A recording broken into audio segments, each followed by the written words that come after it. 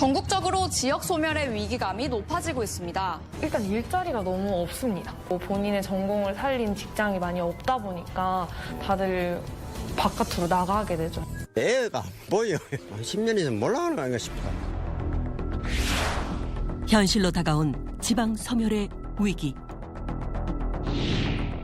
2018년 한국고용정보원에 따르면 전국 시군구 10곳 중 4곳은 저출산, 고령화로 인한 인구 감소로 소멸 위험에 처했다는 분석 결과가 나왔습니다. 또한 지난 5년간 지방광역시에서는 10만여 명 넘는 청년들이 수도권으로 빠져나갔는데요.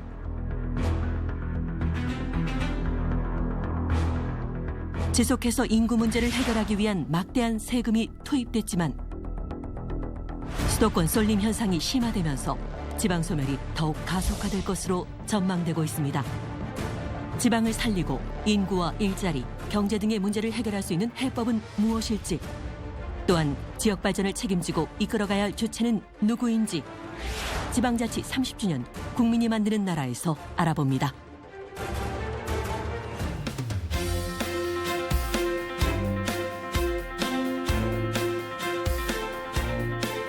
여러분 안녕하십니까? 지방자치 30주년 국민이 만드는 나라 진행을 맡은 아나운서 허유루입니다. 안녕하십니까? 안희성입니다. 자, 국민이 만드는 나라가 벌써 5회째를 맡고 있는데요. 네. 그동안 모든 회차에서 다룬 이야기들이 참 중요하고 꼭 필요한 이야기였지만 오늘 우리가 이야기할 이 지방자치와 지역 발전은 특히 또 중요한 문제가 아닌가 합니다. 맞습니다. 사실 우리 지역에 있는 여러 가지 문제들이 있잖아요. 인구 소멸, 경제 위기 이런 다양한 문제점들을 우리가 진단을 한번 해보고 지방자치의 관점에서 이걸 어떻게 해결할 수 있을 것인가 함께 이야기를 나눠보도록 하겠습니다. 네, 함께해 주실 분들 소개해드리겠습니다. 조덕호 한국지역개발학회장 나오셨습니다. 안녕하십니까. 한국지역개발학회 학회장을 맡고 있는 대구대학교 조덕호 교수입니다. 네, 그리고 계속해서 김정섭 충남 공주시장 자리해 주셨습니다. 어서 오십시오. 반갑습니다. 공주시장 김정섭입니다. 자, 김현호 한국지방행정연구원 선임연구위원 나오셨습니다. 반갑습니다. 예, 반갑습니다. 한국지방행정연구원 김현호입니다. 네, 그리고 변광용 경남 거제시장 자리해 주셨습니다. 어서 오십시오. 네, 반갑습니다. 거제시장 변광용입니다. 네. 자, 오늘 이렇게 네 분과 함께 이야기를 나누어 볼 텐데요. 앞서 우리가 이제 영상에서 보셨습니다마는 우리나라 지방의 위기 정말 심각한 상황이다. 이런 얘기는 참 많습니다. 먼저 우리 조덕호 학회장님께 좀 여쭤보고 싶은데 저희 제작진이 조금 오버한 거 아닌가요? 정말 이렇게 심각한 상황입니까? 어떻습니까? 제가 볼 때는 좀 더 가야 되지 않을까 이런 생각이 그 정도인가요? 예. 차차 말씀을 드리도록 하겠습니다. 그러니까 이게 제작진이 과장을 한 게 아니라 오히려 더 심각하다 이렇게 얘기를 해주셨는데 네. 슬슬 우리가 좀 그 얘기를 해봐야 될 것 같아요. 그렇습니다. 네. 그러면 또 지방 정부를 직접 이끄는 입장에서는 어떻게 느끼시는지 궁금하네요. 위태롭다고 실감하십니까? 예, 지금 지방정부 위기는 이제 인구 감소 위기라고 한마디로 얘기할 수 있겠습니다. 인구 감소로 인해서 지방 소멸까지 말이 나오는데 설마 그럴까 싶다 그럴까 싶을까 생각이 들어도 저희가 10만대 인구인데 1년에 1,500명 가까이 줄고 있거든요. 그러면 일반적인 시민들이 위축된 그런 감정을 가지게 되고 또 활력이 떨어지는 그런 문제가 있어서 이게 지방의 위기라는 것이 결국은 여러 가지 복합돼 있지만 인구 문제로 인해서 활력이 떨어지는 문제, 그로 인해서 기회를 제대로 살리지 못하는 문제, 이런 것이 지금 종합적으로 지방의 위기로 이렇게 나타나지 않는가 그렇게 생각합니다. 자, 그럼 이번에는 또 거제시장께도 한번 여쭤보겠습니다. 같은 의견이십니까? 지방이 좀 소멸 위기에 있다. 어떻게 느끼시는지요?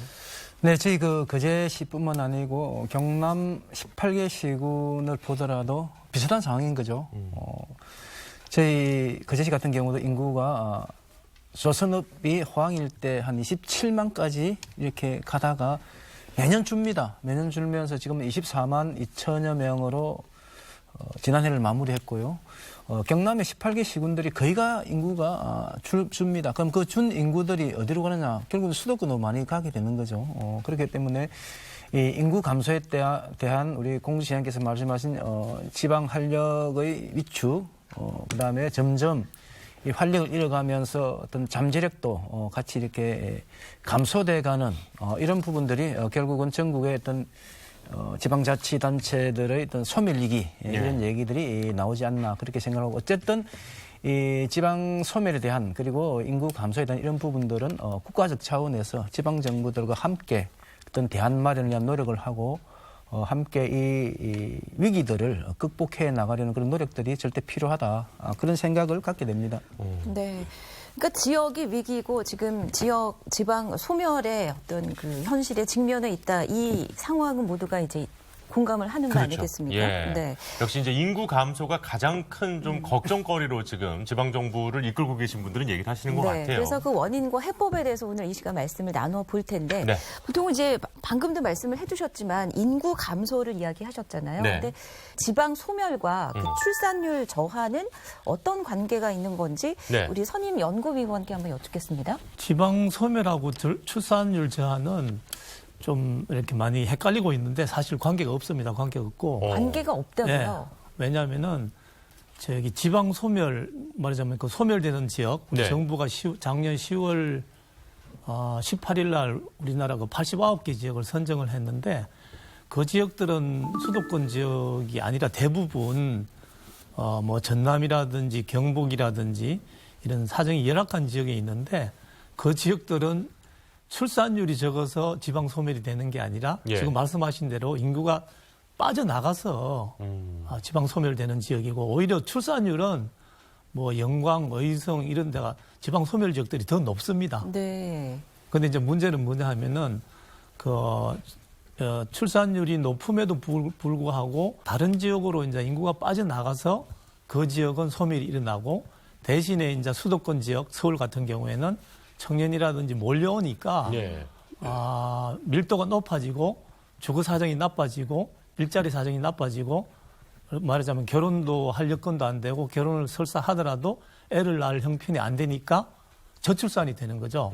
그럼 뭐냐 하면은 지방 소멸로 인해 가지고 사람들이 수도권으로 와서 서울이나 수도권의 출산율을 떨어뜨리니까 지방 소멸이 결국 우리나라 국가 전체적인 인구를 떨어뜨리는 이런 결과가 됩니다. 그러니까 이게 출산율이 낮아져서 바로 지방 소멸이 되는 건 아니지만 지방의 인구가 자꾸 빠져나가는 것이 결과론적으로는 또 출산율의 저하로 이어질 수 있다. 그렇죠. 교수님께서 말씀하실 때 국가 전체적으로 보면은 이 출산율이 이 지방 소멸과 직접 이제 관계가 없다 이렇게 말씀하셨는데 뭐 직접적인 관계가 없다고는 좀 저 입장에서 보면 좀 표현하기 좀 그런 것 같고 어쨌든 국가 전체적으로 인구가 감소하는 부분들은 출산율 감소가 크게 영향을 미치는 것 같고 저희 거제시 같은 경우도 출산율이 한 3, 4년 전에 비해서 3, 4년 전 같은 경우에는 매년 한 4,000명 정도가 태어났습니다. 네네. 지금 지난해 기준하면 한 1,500명 정도밖에 이제 출산을 안 하게 돼요.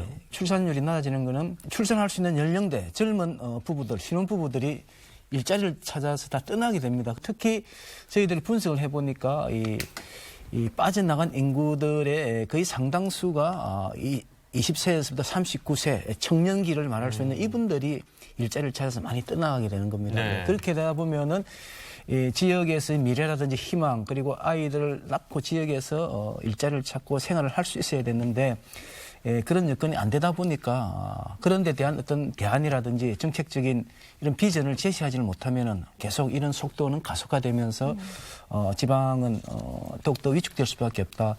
우리 거제시 같은 경우는 다른 어떤 농촌 지역보다는 그래도 좀 양호한 제조업이 있기 때문에 좀 양호한 그런 축에 속하지만 여전히 이 인구 유출을 아주 심각하게 고민할 수밖에 없는 그런 지금 상황에 처했습니다. 네. 공주시장께서도 공감하십니까? 이런 상황을? 저희도 숫자로 말씀을 드리면 1년에 그 1,000명 약간 넘게 돌아가시고 태어나는 것이 한 400명 정도 태어납니다. 그런데 전체 인구 주는 거는 그 갭은 600명 정도인데 전체 갭은 1,500명 가까이 되는 거거든요. 지금 저희 인구 분포를 봐도 20, 30대 인구는 굉장히 홀쭉하고 또 40, 50대 교육을 다 받고 지역에서 그래도 자영업이든 자기 사업을 하고 있는 분들은 또 이렇게 불룩합니다. 그렇게 보면 수도권이나 지방 거점 도시로 유출되고 있는 이 지방 중소도시의 위기, 이거를 일자리 문제나 교육 환경 개선으로도 또 같이 해결해야 되는 그런 문제가 복합돼 있다고 보겠습니다. 야, 이게 뭐 간단하게 일자리라든지 이런 걸로 또 풀 수 없는 문제만은 아니기 때문에 네. 아무래도 이제 지방정부에서는 또 고민이 좀 깊어지실 수밖에 없는 것 같습니다. 네. 자, 뭐 지금 계속해서 두 분도 얘기를 해주십니다만은 역시 이제 지방의 인구 감소를 얘기할 때 빼놓을 수 없는 게 수도권 집중 현상 아니겠습니까? 그렇습니다. 그렇다 보니까 아무래도 이 지방과 수도권 약간은 좀 또 대립되는 그런 모양새도 보이는 것 같은데 우리 김현호 선임연구위원께서는 이 문제에 대해서는 어떻게 보시는지 의견이 좀 궁금합니다. 네. 하다못해 제2의 도시인 부산까지도 팽개치고 이렇게 서울로 가고 또 얼마 전에 포항에 있는 포스코 회장님이 말씀을 하셨는데 천신만고 끝에 이렇게 취직을 해도 서울에 발령 안 내준다고 해서 조금 있다가 그만둔다 그럽니다. 그래서 이제 되게 특이한 현상인데 제가 생각할 때 이런 거는 아무래도 이제 우리나라가 중앙 집권적인 이런 역사 때문에 그렇지 않은가 이런 생각이 들고요. 참고로 이제 미국 같은 데는 50개 주가 있는데 50개 주 중에서 38개 주가 정치 수도하고 경제 수도가 각 주 안에서 도시가 나눠져 가지고 있습니다. 예를 들어서 캘리포니아 같으면은 이제 경제 수도는 LA지만은 정치 수도는 세크라멘토고 또 시카고 같으면은 일리노이주 같으면은 경제 수도는 시카고지만은 정치 수도는 또 다른 블루밍턴이고 이런 식으로 38개가 나눠져가 있는데 우리나라는 이게 서울이 정치 수도이자 지금 경제 수도고 뭐 이런 식으로 되어 있다 보니까 얼마 전에 우리나라 미국 대사를 지냈던 그레고리 앤더슨에 의하면은 그야말로 이게 서울 수도권이 블랙홀이 돼가지고 모든 걸 빨아들이는 그래서 이제 불가피하게 우리로 보면은 수도권하고 비수도권이 이렇게 좀 대립적인 뭐 이런 현상을 나타나고 있는 것 같습니다. 네. 그러니까 블랙홀이라고 이제 표현을 해주셨는데 뭐 일자리, 교육, 환경, 정치, 경제 모든 것들이 이제 수도권에 집중되는 이런 상황이 결국은 지방 소멸을 초래하고 있다. 학 회장님도 그렇게 생각하시는지요? 예, 저도 진짜로 동감합니다만 문제는 이제 우리가 이제 지방 소멸, 인구 소멸을 넘어서서 희망 소멸 시대가 됐다는 겁니다. 농촌 지역이, 중소도시 지역이. 그러니까 지금 소멸되는 것 자체가 문제가 아니고 희망이 없으니까 돌아가지 않는다는 겁니다. 그래서 그럼 왜 그래 됐을까를 보면은 우리나라의 모든 이제 경제 발전이나 정치 발전이 이제 세계에서 가장 빨리 되어서 많은 나라의 기반을 사고 있습니다만 이것은 중앙정부 주도로 되어 있는 겁니다. 그래서 뭐 좋은 측면이 있습니다만 반면에 거기에는 중소도시와 지방 농어촌들의 희생 위에 있는 겁니다. 그래서 제가 볼 때는 이란의 모든 구조가 그렇습니다. 아까 모든 분야가 정치, 경제, 사회, 문화 모든 분야가 수도권 중심으로 되어 있다시피 이번 가장 쉽게 이야기하면 우리나라 고속도로가 수도권으로 빨아들인 회오리형 깔때기 구조입니다. 이게 무슨 이야기가 하면은 고속도로가 통과하면 그 지역은 중소도시는 다 망합니다. 왜냐하면 접근이 원초적으로 불가능하거든요. 그냥 패스해버리니까. 그렇죠. 국도나 지방도가 건설되면 그 지역은 발전하는데 쫙 빨대처럼 해서 쫙 빨아떨어집니다. 그리고 이미 기울어진 운동장이라기보다 기울어진 시소다. 네. 그래서 시소가 평형이 되려면 한쪽이 더 많은 힘을 눌려줘야 되는데 이미 완전 지방과 서울 사이에는 완전히 시소가 기울어져서 동일한 힘으로는 아무리 가해도 결국 수도권으로 그것이 해외로 지금 빠져나가는 구조로 되어 있습니다. 그래서 왜 이게 이렇게 기울어졌느냐 그 책임이 누가 있느냐. 예. 원초적인 책임은 바로 중앙정부 주도하에 이루어진 모든 정책이 지방의 희생하에 농어촌의 희생하에 되어 있다는 것을 말씀드릴 수가 있습니다. 이제 경제적으로나 어떤 민주주의 측면에서 세계 선도국이 되었지만은 국민이 전혀 행복하지 않은 나라가 되어버렸어요. 그래서 어떻게 하면 이거 이제 고루고루 행복한 나라로 만들 건가에 대해서 차기 정부에서 좀 더 심도 있는 노력을 해야 되지 않을까 생각이 되고 이제 직업의 문제나 이런 건 뒤에 또 계속해서 말씀드리도록 하겠습니다. 알겠습니다. 지금 일단 저도 상당히 좀 공감이 갔던 것 중에 하나가 고속도로 뚫리면요. 이 지역 소도시의 동네 마트를 안 갑니다. 뭐 20분이면은 고속도로 타고 아주 큰 그 지방의 대도시에 가서 그곳에 있는 대형 마트를 가는 경우 되게 많거든요. 사실 환자들도 그렇잖아요. 네. 그 지역의 병원에서 뚫려 있으니까 도로가 맞아요. 바로 또 수도권으로 가게 되는 그 빨대 현상을 우리는 지금 겪고 있습니다. 그 부분 정말 공감을 많이 됐고 네. 또 그리고 역시 이제 중앙정부 주도의 개발을 하다 보니까 그것에 대한 이제 반작용 경우로 지방이 상당히 이런 어려움을 겪게 됐다 이런 말씀도 해주셨는데 네. 반대로 말하면 지방자치가 또 그만큼 빨리 제대로 이루어지지 않았기 때문에 또 이렇게 중앙정부 주도로만 하면서 발생한 문제다 이렇게도 저는 이해를 할 수 있었거든요. 네, 그러니까 이제 앞으로 우리가 해야 할 일이 그렇죠. 결국 자치분권, 지방자치에서 해법을 찾아야 되겠네요. 네. 네. 자, 이 의견에 대해서 직접 이제 지방정부를 이끌고 계신 분들의 의견도 좀 궁금합니다. 네, 지방자치가 잘 안 돼서 이렇게 지역 불균형이 생겼다. 우리 공주시장님께서는 어떻게 생각하시는지요? 정치적인 개념에서 지방자치라는 것과 또 지역을 잘 발전시켜서 국가가 균형 있게 발전해야 된다는 것이 다 이렇게 다 복합돼 있다고 보는데요. 지금 저희 충남 같은 경우도 15개 시군이 있는데 굉장히 불균형 발전을 하고 있습니다. 우리 네. 자체도. 그중에 9곳이 인구 감소 지역에 포함되어 있고요. 천안 같은 지역은 인구가 점점 늘어서 지금 65만까지 가고 있는데 제일 적은 군 같은 경우는 3만을 위협받고 있거든요.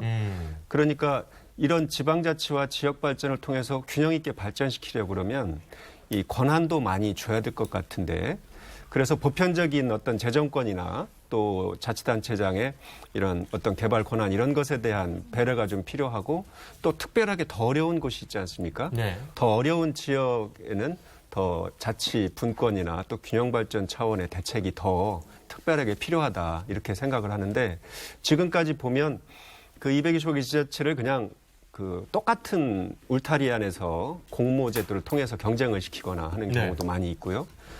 개별 특성에 맞춘 그런 어떤 권한 부여라든지 이런 것이 부족했다 많이 그렇게 생각을 하고 있습니다. 새로운 대통령이 탄생하는데 더 강력한 자치분권 또 국가균형발전 정책이 있지 않고는 이런 얘기를 내년 1년 후에도 또 하고 있을 것이다. 저는 그런 생각이 좀 듭니다.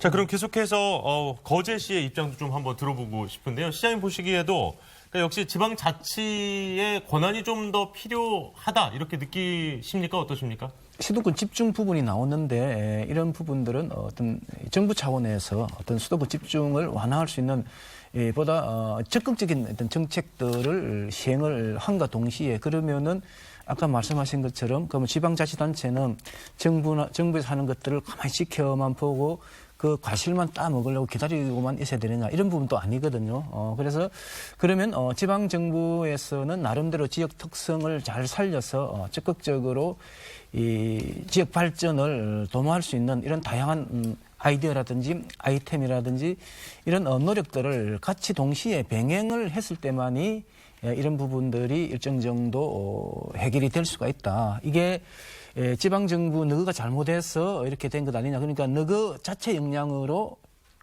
위기를 극복해라. 너 자체 역량으로 어떤 위기에 대한 대응을 해라. 이렇게만 맡겨놔서는 바람직한 해법이 나오기가 좀 어렵다. 그래서 수도권 집중을 완화시킬 수 있는 정부의 강한 정책과 함께 각 지방 정부들의 나름대로 경쟁력을 가질 수 있는 이런 지원이라든지 이런 부분들이 동시에 좀 이루어져야 결국 그건 지방자치분권의 강화 행태로 나타나겠죠. 그렇죠. 어떤 지방 재정이라든지 아니면은 뭐 권한이라든지 이런 부분들의 이 강화된 행태로 나타나면서 이런 부분들이 같이 좀 상승작용을 할 수 있을 때에 지금 얘기되고 있는 지방의 소멸 부분 이런 부분들도 좀 바람직한 방향으로 해법이 찾아질 수 있지 않을까 그렇게 생각합니다. 네. 또 결국은 자치분권에서 해법을 찾아주셨네요. 그렇죠. 네. 예. 공주시장님께서도 같은 의견이신가요? 자치분권에서 어떤 해법을 찾을 수 있을까요? 이제 주민들의 영향도 굉장히 커졌습니다. 네. 또 지방 공무원들도 기획력이라든지 여러 가지 역량이 커졌는데 조금 더 더 많이 배려를 했으면 좋겠다 싶은 것이 역시 재정 문제입니다. 국세와 지방세 비율을 2대8 정도에서 더 많이 진전시키는 지방세로 전환시켜주는 이런 것이 더 있었으면 역량이 커가는 만큼 자기 자립적인 기획도 하고 여러 가지 지역을 발전시킬 정책을 좀 피할 수 있었지 않을까 생각을 하고요. 앞으로 그 재정분권 시책을 그런 방향으로 조금 강화시켜서 잡아야 되지 않는가 그 문제를 말씀드리고 싶습니다. 역시 이제 이 지방세와 국세 대한 이야기를 또 해주셨는데 지금 현 정권에 들어와서 이제 지방세 비율이 많이 올라가긴 했습니다만 아직까지도 상당히 조금 현장에 계신 분들의 입장에서는 아쉬울 수밖에 없는 것도 이해가 갑니다. 또 당초 정부가 목표했던 그 비율보다도 지금 못 미치고 있잖아요. 그렇죠. 네. 근데 이제 이 지점에서 조덕호 학계장님께 좀 여쭤보고 싶은데 지금 국세지방세 또 얘기를 하십니다만은 사실 이게 지방자치단체 간에도 너무 격차가 맞습니다. 크잖아요. 그러니까 그런 부분들도 좀 어려움이 있을 것 같아요. 사실은 이제 우리가 지방자치단체를 묶어서 이야기는 굉장히 어렵습니다. 왜냐하면 이제 뭐 서울부터 시작해서 부산, 뭐 대구, 뭐 인천 대도시가 있는가 하면은 네.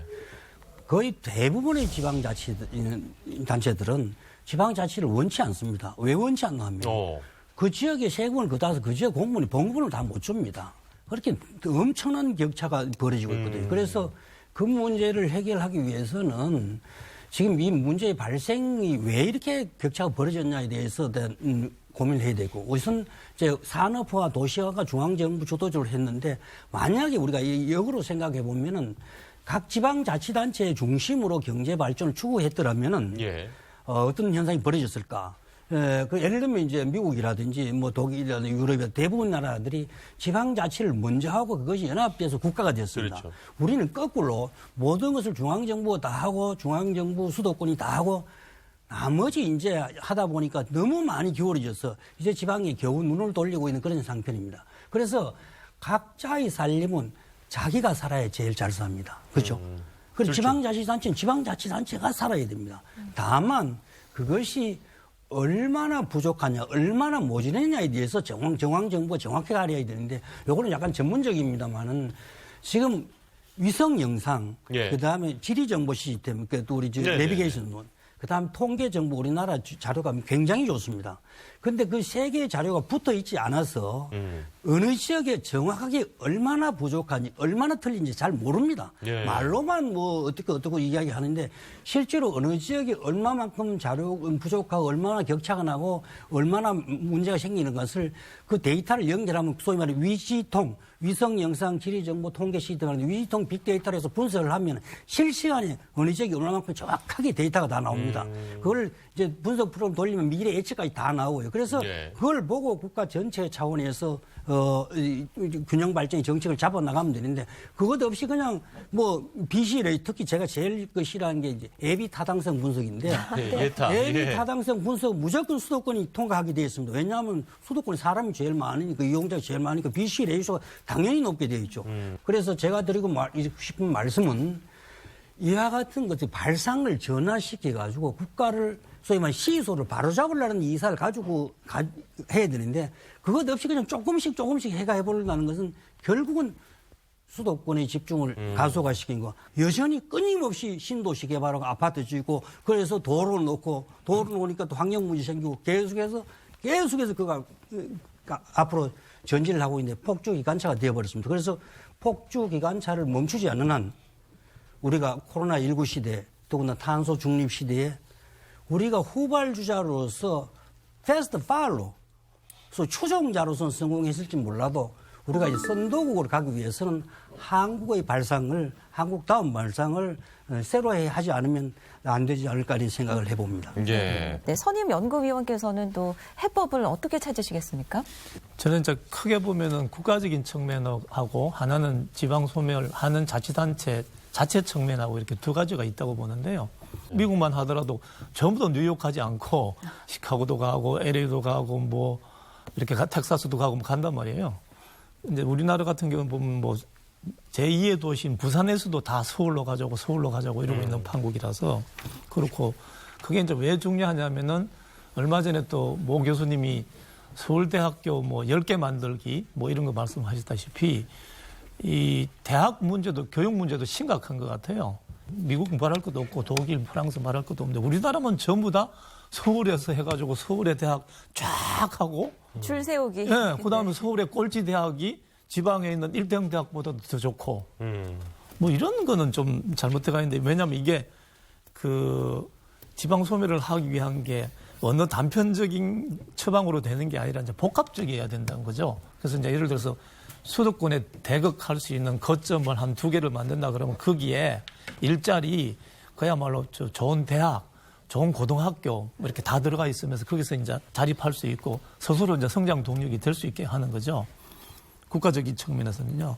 그다음에 이제 소멸 지역 자체 측면에서는 아까 뭐 데이터 말씀하셨는데 이런 걸 잘 분석해가지고 자기 이제 지역에 맞는 특화 전략을 세워야 되는데 특화 전략이 아까 이제 거시적인 국가 전략하고 별개로 되는 게 아니라 그게 이제 병행되면서 같이 이렇게 보완하는 이런 시스템으로 이제 우선 가야 된다는 생각이 들고요. 또 하나는 문화적인 인프라 이런 DNA가 다 서울 지향적이고 뭐 1등 대학 이런 거에서 좀 바꿔야 될 것 같아요. 바꾸면서 다 더불어 사는 문화라든지 이런 것도 이제 복합적으로 하면서 꼭 서울만 살아야 될 게 아니라 또 뭐 다른 데서 어떤 터 잡고 살더라도 다 같이 이렇게 되는 말하자면 그 DNA에 있는 이 잘못된 이런 것도 뭐 여러 가지 이런 그 처방이 필요하겠지만은 그런 것도 같이 병행해서 해야 지방 소멸 문제가 이렇게 해결될 수 있다 이렇게 생각을 하고 있습니다. 네, 그 해법 중에 이제 말씀해 주신 게 이제 지역 거점을 육성을 해야 된다. 그렇죠. 그렇다면 지금 현재 우리나라에서의 이 지역 발전은 어떻게 어느 정도 잘 이루어지고 있는지 지금 또 현직에 계신 분들 우리 시장님들께 좀 여쭤봐야 될 것 같습니다. 역시 예산 문제도 좀 고민스러우실 것 같기도 한데요. 먼저 우리 변광용 거제시장께 조금 여쭤보겠습니다. 지금 어떻게 우리나라의 지역 발전, 지역 개발 좀 원활하게 이루어지고 있다고 보십니까? 어떠십니까?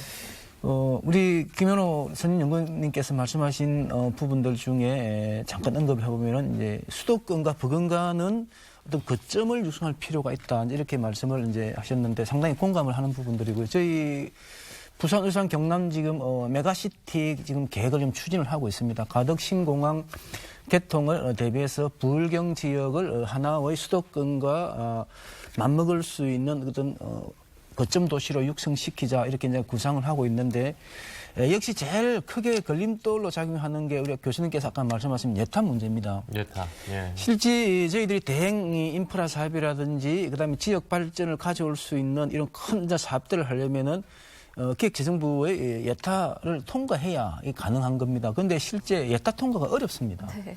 예비 타당성 조사.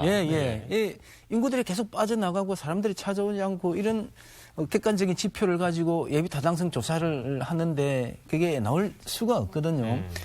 최근에 발표된 그 남부 내륙철도 김천에서 거제까지 연결되는 KTX 같은 경우도 아마 문재인 대통령께서 예비 타당성 조사 면제를 하지 않았다면 아마 이게 계획으로 입안되지 못했을 겁니다.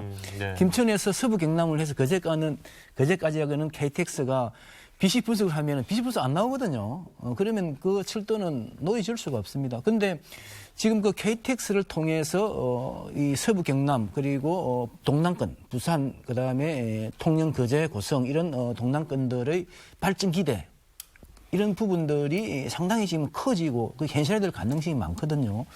그래서 정부 차원에서는 지방 소멸이라든지 그다음에 여러 가지 지방의 어떤 쇠퇴해가는 이런 부분들에 대한 고민을 하고 있다면은 그런 거점을 정부 차원에서 좀 집중적으로 지원함과 동시에 지역의 어떤 그런 성장 동력이 될 수 있는 대행 인프라라든지 SOC 사업 이런 부분들에 있어서는 과감하게 예타 면제 제도를 통해서 좀 지방에 좀 활력을 넣어줄 수 있는 이런 부분들이 필요하다. 이런 부분들을 좀 이렇게 강조하고 싶고요.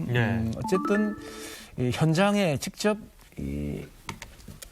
행정을 해보면은 이 지방의 한계가 우리가 말로서 이렇게 설명하기보다는 더 큰 한계들이 많다. 실제 조그만 중소도시는요, 어떤 웬만한 사업을 할 수가 없습니다. 이 재정 부담 때문에. 결국 그러면은 보통 교부세라든지 그다음에 공모사업 이런 것들을 통해서 이렇게 선정을 받아서 이렇게 사업을 할 수밖에 없는데 그런 키들을 이제 다 중앙정부의 기준에 맞게끔 정하고 있는 거죠. 그럼 우리 지방정부들은 그에 따라서 맞춰서 이제 할 수밖에 없는 이런 현실들이 있고, 실제 우리가 생각하고 있는 이런 위기들에 대한 해법들을 현장에서 구체적으로 이렇게 실현하는 얘기가 여러 가지 좀 제약이 좀 많다.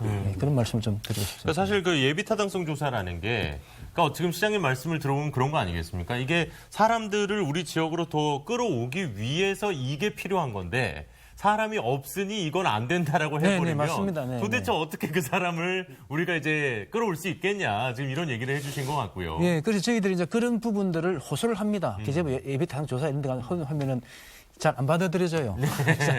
그게 현실입니다. 예, 예. 아, 너무 좀 와닿는 말씀을 또 해주셨습니다. 네. 우리 김정섭 공주시장님 의견도 좀 들어보고 싶은데요. 공주 쪽도 예. 어떻게 좀 지역 발전과 관련해서는 현장에서는 어떻게 보고 계십니까? 예, 뭐 공주 충청권도 마찬가지인데요. 저희도 예타 관련된 얘기가 하나 있습니다. 국가철도인데요. 공주를 거쳐서 부여, 청양, 보령으로 가는 조판선이라고 그래서 조치원서부터 판교 예. 까지 보령 판교입니다. 이게 일제시대부터 있었던 철도 계획입니다. 근데 가장 최근에도 예타가 받아들이지 않았어요. 지금 말씀드린 대로 필요성은 있는 것 같다. 충청 산업문화철도라고 저희는 이름 붙이고 있는데요. 그런데 암만 해도 경제성이 안 나오는 겁니다. 예. 그래서 저희 지방에서 지역 발전 내지는 지역 개발을 위해서 하는 보통의 방식이 이렇게 국가 사업을 요청하는 거 아니지 않습니까? 도로, 항만, 철도, 공항. 이게 이런 거에 걸리니까 그 다음에 이제 저희가 하는 방법이 공공기관 좀 나눠주세요 하는 방식입니다. 국가 공기업과 공공기관이 수도권에 집중돼 있고 아직도 많은 공공기관들이 이전할 수 있는 여력이 있는 곳이 많이 있습니다. 이것을 혁신도시를 건설하든 그렇지 않든 지역 개발을 위해서 각 지역의 고른 발전을 위해서 분배 전략을 강하게 갈 필요가 있고요. 그래서 저희가 자구적으로 이런 것들이 잘 안 되는 상황 속에서 하는 것이 이제 민간 투자 유치인데 민간 투자 유치도 이제 산업단지 개발이라든지 이런 것을 통해서 아니면 어떤 레저단지 개발이라든지 관광 인프라, 호텔이라든지 골프장 이런 것을 이제 유치를 하는데 그분들은 당연히 이제 수익이 나야 그렇죠. 투자할 수 있는 것이기 때문에 땅값이 싸다. 이런 것은 오지 않으시죠. 그러니까 땅값이 문제가 아니라 땅이 조금 비싸더라도 예. 더 많이 오는 자리를 원한다는 그렇습니다. 거군요. 종합적으로 그분들은 경제성을 따지겠는데요. 지역은 확실히 땅도 넓고 땅값이 쌉니다. 네. 개발 비용은 덜 들지만 그걸 회수해가는 시간이 많이 걸리기 때문에 민간 투자 유치도 쉽지 않아서 요즘은 이제 SPC 특수목적법인을 만들어서 공공기관과 그 민간 투자가들하고 같이 하는 일들도 하고 저희도 일반 산업단지도 그렇게 만들어서 성공시키고 있는데 공공기관 2차 지방 이전이 아마 큰 이슈가 될 것으로 보고 이번 선거 과정에서도 대통령 선거든 각 시도지사 선거에서든 많이 나올 것으로 보이는데 예를 들면 저희 같은 경우 저희 한 개 면 단위에 한 6천 명을 세종시에 떼주면서 세종시가 10년 전에 출범을 했거든요. 예. 그러면 세종시가 행정중심 복합도시로 커갈 때 공주시 땅을 일부 활용해도 되거든요.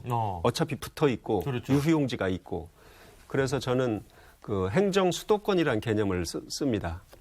행정수도가 세종시를 중심으로 행정수도가 완성돼 가면 그 서울의 수도권의 문제를 안고 키울 것이 아니고 미리부터 행정수도권 개념으로 이렇게 기관과 자원과 편의시설을 나누어 배치하는 방식으로 미리부터 하면 행정수도가 수도권의 문제를 안지 않고 커갈 수 있지 않겠는가. 이건 저희 나름의 이제 지역개발 전략인 거죠. 그래서 공주시도 행정 수도권 개념에 넣어서 이렇게 균형 있는 배치에 좀 그림에 넣어달라. 이런 식으로 자구적인 노력을 하고 있다는 말씀을 드리겠습니다. 그러니까 일단은 부울경 메가시티 사업과 관련해서 지금 거제시장께서 얘기해 주셨고 또 공주시장님께서는 여기 행정수도가 워낙 이제 세종을 중심으로 성장을 하고 있기 때문에 근데 이 역시도 어떻게 보면 이제 결국 문제는 이걸 이렇게 할 수 있는 힘 그리고 그 사업 같은 걸 추진할 수 있는 돈 쉽게 말해서 권한과 예산 이 두 개의 문제 아니겠습니까? 예. 그러니까 그 부분에 관련해서 우리 현장에 계신 분들의 이야기 조금만 더 들어보고 또 학자들의 관점에서 보는 이 부분에 대한 이야기도 좀 해보죠. 거제시장님께 먼저 좀 여쭤볼게요. 권한과 예산을 그러면 중앙정부에서 지방정부로 어느 정도 이양해야 좀 일을 내가 원하는 대로 우리 시민들을 위해서 하실 수 있겠다. 어떻게 느끼십니까? 저희들이 이 재원을 통해서 다양한 어떤 시민들의 욕구, 수요에 대응을 하고 그다음에 새로운 어떤 비전을 만들어내려면은 실제 많은 예산과 그다음에 인허가 관련이라든지 이런 이 절차적인 부분에 있어서 좀 재량권이 좀 부여해야 되는 이런 측면들이 참 큽니다. 그런데 실제 일단 예산 재원 부분만 보더라도 저희들이 중앙정부에서 이렇게 지원을 받을 수 있는 뭐 교통교부세라든지 특별교부세 이런 것들을 통해서 뭐 충당할 수밖에 없는 이런 이제 구조고, 그다음에 실제 기초단체 같은 경우는 대행 사업들을 할 수 있는 이런 어떤 그 권한들이 상당히 조금 적습니다. 광역으로 또 많이 이양되어 있는 부분들이 있고 또 정부가 또 많이 지고 있는 이런 부분들. 그래서 차제에 자치분권을 좀 강화하고 지방 정부의 경쟁력을 키우기 위한 이런 측면에서라면은 좀 더 권한과 그리고 권한을 줌과 동시에 책임을 강화시키면 저는 된다고 봅니다. 네네. 그래서 권한을 크게 주면서 또 그에 따른 책임도 이렇게 강화시키는 측면에서 어떤 지방정부의 권한들을 좀 크게 이양시켜주는 이런 과감한 결단들이 좀 정부 차원에서 이제 필요하다 그렇게 봐지고요. 그다음에 예산 부분 같은 경우도 제가 이제 신뢰를 이제 좀 말씀을 드리면은 네네. 저희 시에서 나름대로 사업 제안을 합니다. 그래서 중앙정부를 찾아가서 이렇게 제안을 하고 이렇게 하면은 중앙정부 관료들의 보편적인 대답이 어떤 거냐면은 형평성 차원에서 예를 들어서 거제시만 이렇게 해줄 수가 없다 이런 말씀들 하거든요. 그게 사업의 내용이라든지 뭐 타당성 괜찮다 이런 부분으로 보는 게 아니고 전국에 243개 기초자치단체가 다 있는데 그러면 거제시만 이렇게 해서 우리가 정부에서 지원을 해주고 이렇게 그러면 하면은 바로 옆에 계시는 공주시장님이 서운해하시니까 거제시만 해줄 수 없다. 이런 그런 거 논리다 아니겠어요? 보니까 이제 정부 차원에서는 그냥 딱 정해진 대로 일괄적으로 그 지방 정부에 줄 수 있는 이런 부분들이 있으면 그 기회를 맞는 것들은 그냥 나눠주는 식으로 하지. 특정 지방 정부에서 우리가 이 사업을 내서 성공시키겠다. 그래서 지역을 발전시키겠다 해서 좋은 아이디어들을 이렇게 제안을 하면은 그게 받아들여지기가 상당히 힘들고 아하. 거기에 예산을 지원해주기가 상당히 좀 힘든 이런 구조가 되어 있습니다. 네. 그래서 앞으로 이런 구조도 이렇게 좀 이 지방과 정부, 중앙정부와 지방정부의 관계에 있어서 조금 유연하게 이렇게 대처를 할 수 있는 이런 부분들도 좀 법적 제도적으로 좀 보완될 필요가 있다. 그래야 지방정부에서 나름 좀 독립성도 이렇게 가지면서 어떤 발전 전략을 추구할 수가 있는데 지금 지방정부의 발전 전략들은 결국 중앙정부의 틀 아래 매여 있을 수밖에 없습니다. 그러면 전국이 꼭 같은 유행, 꼭 같은 사업을 할 수밖에 없는 이런 구조고 그러면은 아까 늘 이렇게 말씀해 보셨던 이런 지방이 소멸되고 지방이 어려움을 겪는 이런 부분들에 대한 어떤 획기적인 발전 전략이라든지 아주 신선한 어떤 이런 전략들이 좀 나오기가 좀 어려운 그런 구조다. 저희들은 그렇게 보고 있습니다. 예. 그러니까 항상 이게 지방 정부에서 해주시는 말씀을 들어보면 권한과 예산이 맞아요. 이양돼야 한다. 네. 좀 더 분산돼야 된다. 이런 말씀을 늘 강조를 해주시는데요. 그렇죠. 우리 지역의 좀 발전을 위해서 사업에 대한 고민을 해야 되는데 이것보다도 차라리 중앙정부에 가서 어떻게 하면 그 예산을 타올까의 노력을 들인다는 게 너무나도 현실적이면서도 한편으로는 조금 안타까운 네. 마음도 분명히 들었습니다. 그러니까 그 역량과 에너지가 어떻게 보면은 낭비되고 있는 거죠. 맞아요. 네. 예. 자, 이제 우리 또 현장에 계신 분들의 이야기를 쭉 들어봤으니까 이분들의 얘기에 대한 또 이 학자적인 관점에서 우리 학회장님과 우리 김현우 선임연구원 두 분의 이야기를 조금 청해봤으면 해요. 네. 우리가 이제 지방과 중앙을 대립적으로보다도 역할 분담적으로 좀 하는 게 좋겠다. 그럼 어떻게 역할을 분담할 것이냐에 대해서 대안을 중심으로 말씀드리겠습니다. 디지털 재전환 시대가 오면서 수도권과 서울은 이제 국제도시로 가라는 겁니다. 역할을.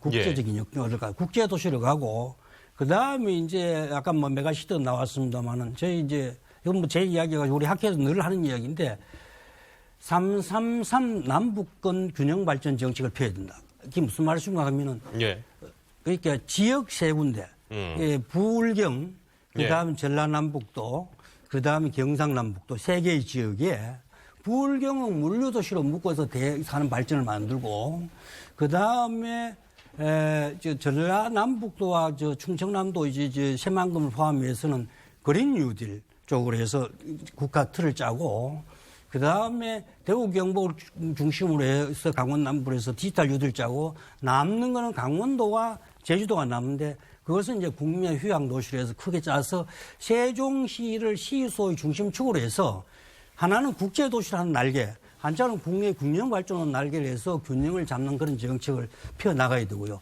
그 다음에 또 하나 말씀드릴 수 있는 것은 구독 농어촌 지원법을 말씀드립니다.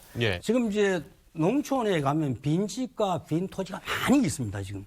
그러고 뭐 이거 제 이야기 같습니다. 저희 팀에서 만든 것이 농지연금, 주택연금입니다. 그래서 도시에는 주택연금, 중소도시, 그다음 농촌에는 농지연금에 가입을 하고 하면은 일정한 지원을 해줍니다. 그래서 그 농지를 이제 노인들이 농사를 제대로 못 짓고 폐농지도 많이 그걸 모아서 도시의 젊은들이 농촌에 가면은 농지도 지원해주고 물론 소득도 보장해 기본소득 등등의 보장을 그것도 보장해주고 그 다음에 주택은 빈주택에서 구독주택에서 해서 그걸 농촌에 가면은 농지 그 다음에 직업 토지를 해주고 그 다음에 농촌에 가서 대학을 다니면은 온라인으로 다닐 수 있으니까 투잡 투하우징 팔리시 그러니까 도시 농촌을 자꾸 갈라치지 말고 그래서 전국도 이제 와이파이 시대가 열릴 텐데 네네. 그러면은 이제 도시에 직장도 다니면서 또 농촌에 농사 짓고 자, 그런 식으로 여기서 갈수록- 제가 학 회장님 말씀을 쭉 듣다 보니까 이게 너무 공감이 갑니다만 결국 이게 상당히 돈이 많이 들어갈 것 같거든요. 그러니까 연금도 그렇고 지원책도. 근데 이거에 대한 질문을 하나 드리고 예, 싶어가지고요. 그렇습니다. 그 지역이 불균형하게 발전하는 것도 어떤 분들은 일정 부분은 지역 책임도 있는 거 아니냐. 물론이죠. 그런데 네. 왜 이렇게 수많은 국가 예산을 지원을 해서 지역 발전에 우리가 열심히 낸 세금을 지원해야 되느냐 이런 분들의 의견에는 뭐라고 좀 얘기를 해주시겠어요? 농지연금이나 주택연금은요 돈이 추가로 드는 게 아닙니다. 묶여 있는 자산을 풀어서 쓰는 겁니다. 네네. 어차피 이제 조금 그 시기하면 농지나 주택을 매달 조금씩 파는 겁니다. 정부에서 이제 보증을 서죠. 그래서 이제 나이가 죽으면 돌아가실 때 되면 이제 끝나면 끝나는 거고요. 예. 그다음에 만약에 남으면은 자손들한테 이제 상속이 되는 건데 그래서 고정되어 있는 자산을 유동화시켜서 활용하자는 거예요. 그래서 그것을 노인들한테 주고 그다음에 어차피 기본소득이나 기본주택을 이제 기본소득을 특히 이제 지급하고 있잖아요. 지금 벌써 그런 중인데 그것을 그냥 지급할 게 아니고 그러니까 창업을 하거나 취업을 할 경우에는 좀 더 주는 겁니다. 그럼 어떤 현상이 벌어지냐면 대학에서 예를 들면 이제 창업을 하거나 취업을 하면 할 공간이 없잖아요. 그래서 지역에 있는 공장이나 공단들이 그 공간을 제공해주고 거기 가서 실습실처럼 활용을 하고 바로 그 지역에 취업을 하고 그럴 경우에는 기존에 있는 소득 받는 봉급에다가 좀 더 추가로 지원을 해주는 겁니다.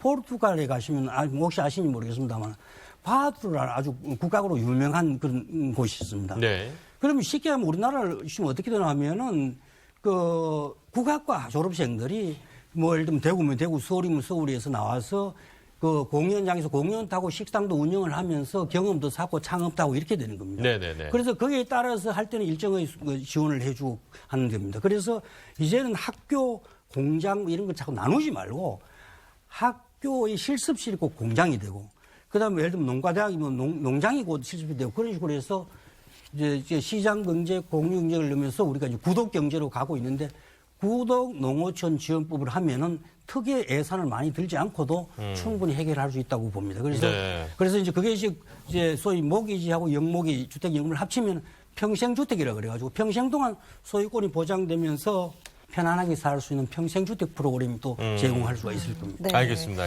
근데 이렇게 예산 얘기를 말씀을 해주셨는데요. 현재 우리나라에는 국가균형발전 특별회계 제도라는 게 있지 않습니까? 이 회계가 지역 발전을 위한 예산으로 알고 있는데요. 연구위원님 한번 설명 부탁드릴까요? 네. 지금 한 20년 가까이 이렇게 정확하게는 2003년도부터 국가균형발전 특별회계를 도입했는데요. 이건 뭐냐면은 불균형 발전이 너무 심하니까 사후적으로 불균형 발전을 이렇게 좀 개선을 하자 하는 처방적 차원에서 돈을 한 10조 정도 됩니다. 매년 10조 정도 모아가지고 이렇게 우리 지금 한 20년 가까이 되니까 200조 가까이 이렇게 썼어요. 썼는데 이제 참여정부 때부터 만들어가지고 이게 불균형을 치유하기 위한 차원에서 돈을 마련한 돈이라고 보시면 되겠습니다. 그러면 이 국가균형발전 특별회계 이거는 지금 우리 연구위원께서 보시기에 좀 제대로 기능을 하고 있다고 보십니까? 일정 부분은 뭐 기여도 많이 했고 또 일정 부분은 한계도 많은데 그 한계 중에 하나는 그런 겁니다. 이제 특별한 취지를 위해서 만들었다 그러면은 많이 뒤처지는 저발전 지역들, 낙후 지역들을 중점적으로 지원해야 되는데 그게 여러 가지 정치적인 문제 때문에 이제 그렇지가 않아요. 예를 들어서 뭐 서울도 지원하고 서울 중에서도 뭐 서초구도 지원이 되고 있고 그렇습니다. 실질적으로 손을 보면은 그래서 이제 그런 문제는 앞으로 이제 개선돼야 될 문제고 제가 생각하기에는 그 개선이 된다 그러면은 그 회계의 규모는 더 키워도 상관이 없다. 이런 잘만 생각. 쓰인다면. 예. 잘만 쓰인다면 특히 예. 이제 저발전 지역에 대한 그렇죠, 집중적으로 그렇죠. 지원이 된다면 예. 박 회장님께서 이 얘기 딱 들으시더니 좀 하실 얘기 있으신 것 같아요. 예, 그렇습니다. 김연호 선임연구위원께서 잘 말씀을 해주셨는데 균특회계 우리가 얼른 생각하기에는 지방 균형 발전을 위해서 쓰인다 이렇게 생각할 수 있을지 모르겠습니다. 예, 저도 예. 그렇게 생각을 했었는데요. 분명하게 말씀드릴 수 네네. 있는 것은 균형 발전 균특회계 특별회계가 균형 발전하고는 별로 관계없는 전국적으로 나눠서 인구 많은 쪽에 많이 가는 그것이 현실입니다. 오히려 말씀을 들어보니까 지역 발전을 위한 예산이었는데 그러니까요. 오히려 부익부 현상이 더 키워졌네요. 맞아요. 어쨌든 그 조금 지금 현장에 계신 우리 두 시장님들께서는 이 균특 회계가 좀 직접적으로 공주시나 거제시 도움을 좀 받으셨어요? 어떠셨어요? 예, 저희는 많은 도움을 받고 있습니다. 그래요. 충남에 15개 시군이 있는데 저희 이제 어쨌든 낙후도를 개선하기 위해서 하는 것 아니겠습니까? 저희 이제 복지시설이나 또 이런 문화시설, 관광을 유인하기 위한 이런 시설에 저희가 도전을 해서 그걸 컨설팅을 받아가면서 예산을 받아서 하는데 저희가 성장 촉진 지역에도 들어있고 또 인구 감소 지역에도 들어있어서 이런 전체적으로 보면 균형 발전 예산을 지원받는 대상이 되긴 하는데 예. 이것도 그 나름 안에서 또 역량을 가지고 그 경쟁을 해야 되기 때문에 그 보장돼 있는 건 또 아닙니다. 그래요. 그렇게 보면 개별 지역의 특성, 그 개별 지역의 낙후도가 과연 무엇인지에 대한 데이터를 가지고 이 지역은 복지시설, 문화시설, 관광시설 아니면 체육 뭐 이렇게 어떤 정확한 데이터를 가지고 그런 분야의 역량을 개발해서 공모를 해봐라. 이런 식으로 해서 좀 더 그런 역량을 좀 끌어주는 것이 좀 필요하다 생각이 들고요. 어쨌든 저는 균형발전 특별휴게라는 거는 지방이 워낙 빈사 상태니까 여기에 영양제도 놔주고 그 링거액도 놔주고 해야 되는 그런 차원이기 때문에 조금 더 강화될 필요가 있다 생각을 하고 있습니다. 그러니까 역시 지역 특성을 좀 잘 살리려면 그 지역에 계신 분들이 지역 전문가 아니겠습니까? 예. 사실 그러면 거제 시장님께는 약간은 비슷하지만 좀 다른 질문을 드리고 싶습니다. 뭐 저도 정말 거제 바닷가 정말 아름답잖아요. 뭐 몽돌 해수욕장도 있고 뭐 구조로 해수욕장도 있고 정말 좋은 해안들이 많은데 이것만 갖고는 조금 어려운 점이 있는 겁니까? 그러니까 자연 경관들이 있는 곳들은 그걸 잘 개발하면 좀 지역 발전이 많이 되지 않을까요? 네, 잠재적인 이 발전 부분에 대한 기대는 그리고 희망은 크죠. 네. 그렇지만 이제 이런 것들을 하나하나 이 구슬을 깨어 나가는 과정은 또 다른 이제 부분들이고 여러 가지 이 예산이라든지 인력이라든지 뭐 전략 이런 부분 좀 필요한 부분들인데 아까 우리 공주시장께서 말씀하셨는데 다양한 민자 유치라든지 이런 부분들을 통해서 지역의 잠재된 어떤 그런 역량들을 키우려고 노력을 많이 하고 있습니다. 근데 실제 이런 부분들이 여러 가지 재정적인 한계 때문에 참 어려움을 많이 겪고 있고 그리고 관광도시로 나가든 아니면 새로운 지역 차원에서 일자리를 만들든 이 소요되는 이 재원에 대한 부분들은 실제 이 정부의 지원 이런 부분이 없이는 현재 상황에서는 하기가 좀 어려운 상황입니다. 네. 그래서 어떻게든 정부 지원을 받고 거기에 지방정부 차원에서 매칭을 하고 이런 형태로 해서 재원을 마련해 나가고 이제 이런 부분들인데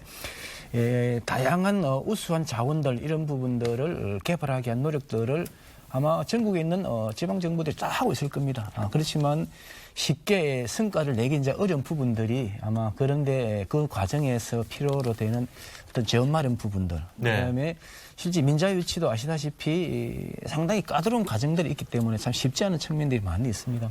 그렇지만 어쨌든 지방정부 이런 노력들이 좀 결실을 볼 수 있게끔 정부 차원에서 법적 제도적으로 그리고 재정적으로 좀 제대로 잘 지원할 수 있는 이런 방법들을 찾아가는 그런 과정들이 앞으로 필요하다. 그런 생각을 좀 해봅니다. 네. 우리가 오늘 이제 인구 감소, 인구 절벽, 그리고 지방의 소멸 이런 것들에 대한 이야기를 쭉 나누어 봤는데요. 와, 너무 열띤 얘기를 나누다 보니까 시간이 정말 많이 어느새 이렇게 흘러버렸습니다. 자, 이제 두 분은 잠시 후 2부에서도 또 말씀을 나눌 시간이 조금 더 있을 것 같아서 2부 때 또 이야기를 좀 청해 들어보도록 하고요.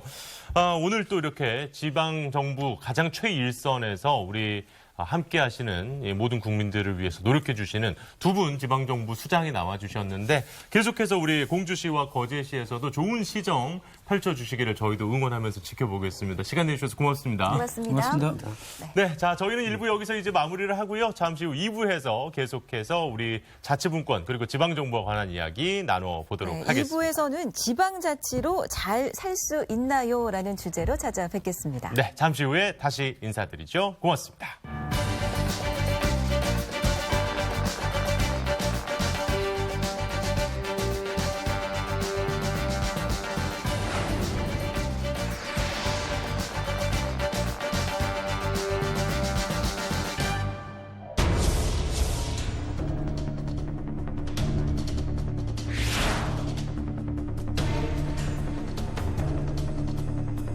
인근에 있는 다른 식품업체도 청년 노동자를 구하지 못해 공장을 60%만 가동하고 있습니다.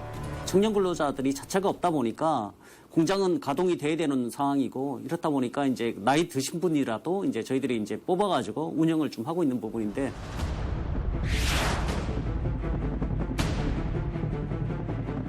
우리는 전기세도 뭐 올 테면 내년 못 내니 이러는데 완전히 여기가 죽임질 정도가 가면은 무서울 정도입니다. 지역의 상권은 물론 거리의 젊은이들을 참 이거 볼 수 없다 하는 것이 안타깝고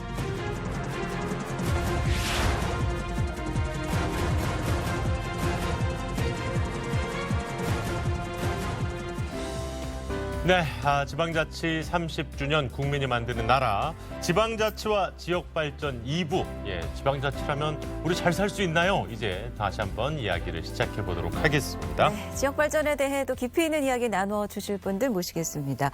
1부에 이어서 2부에도 함께하고 계십니다. 조덕호 한국지역개발학회장, 김현호 한국지방행정연구원의 선임연구위원이십니다. 네, 어서 오십시오. 네, 반갑습니다.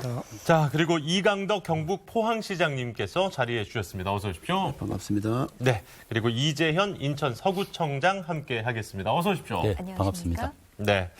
자, 이제 이분들과 함께 또 계속해서 지방자치 그리고 지방자치와 우리 지역 경제에 대한 이야기들 나눠보도록 하겠습니다.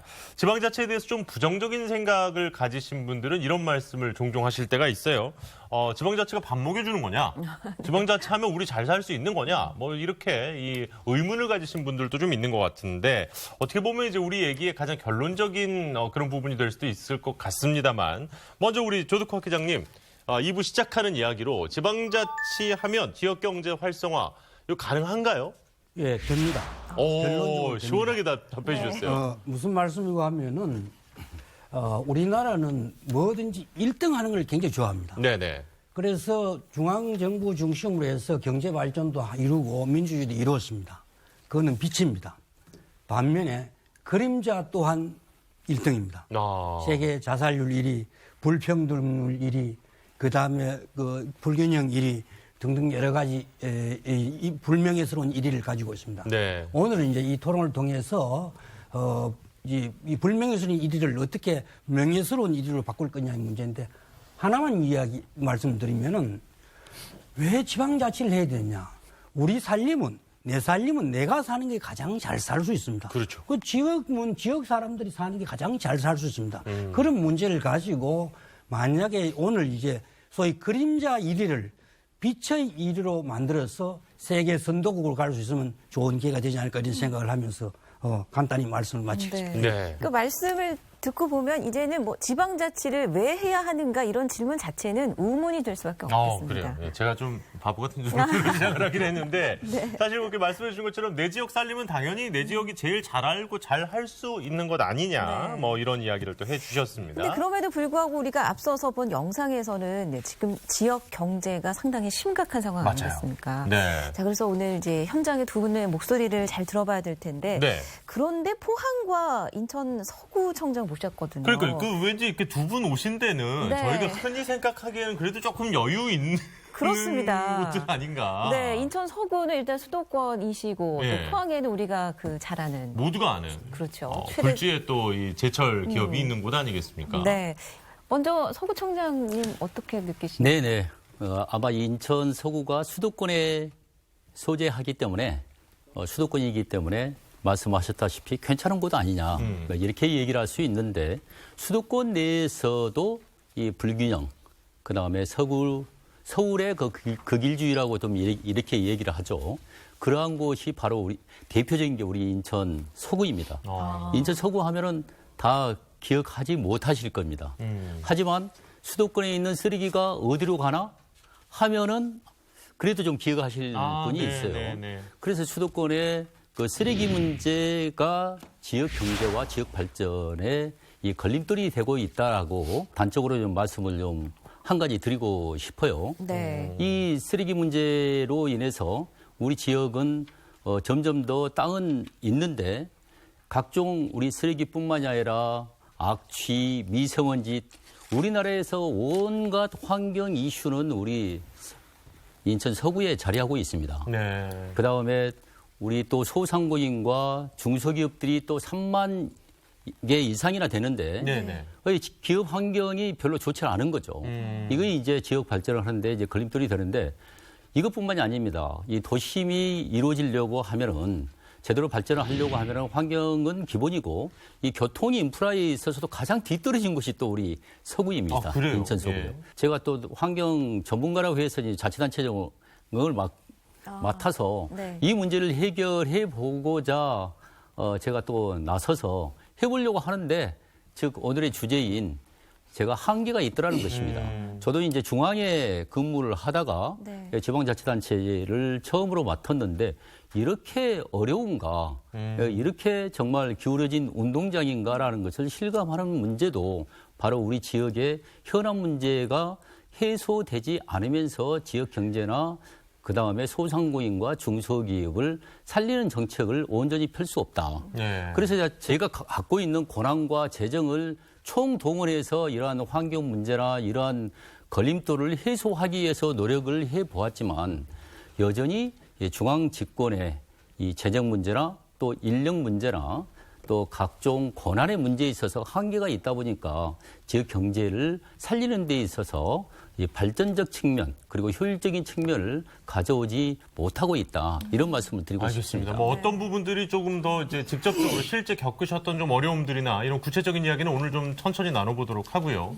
또 이제 이강덕 포항시장님 나와주셨는데 저희 아까 질문이 조금 그랬습니까? 괜찮으셨습니까?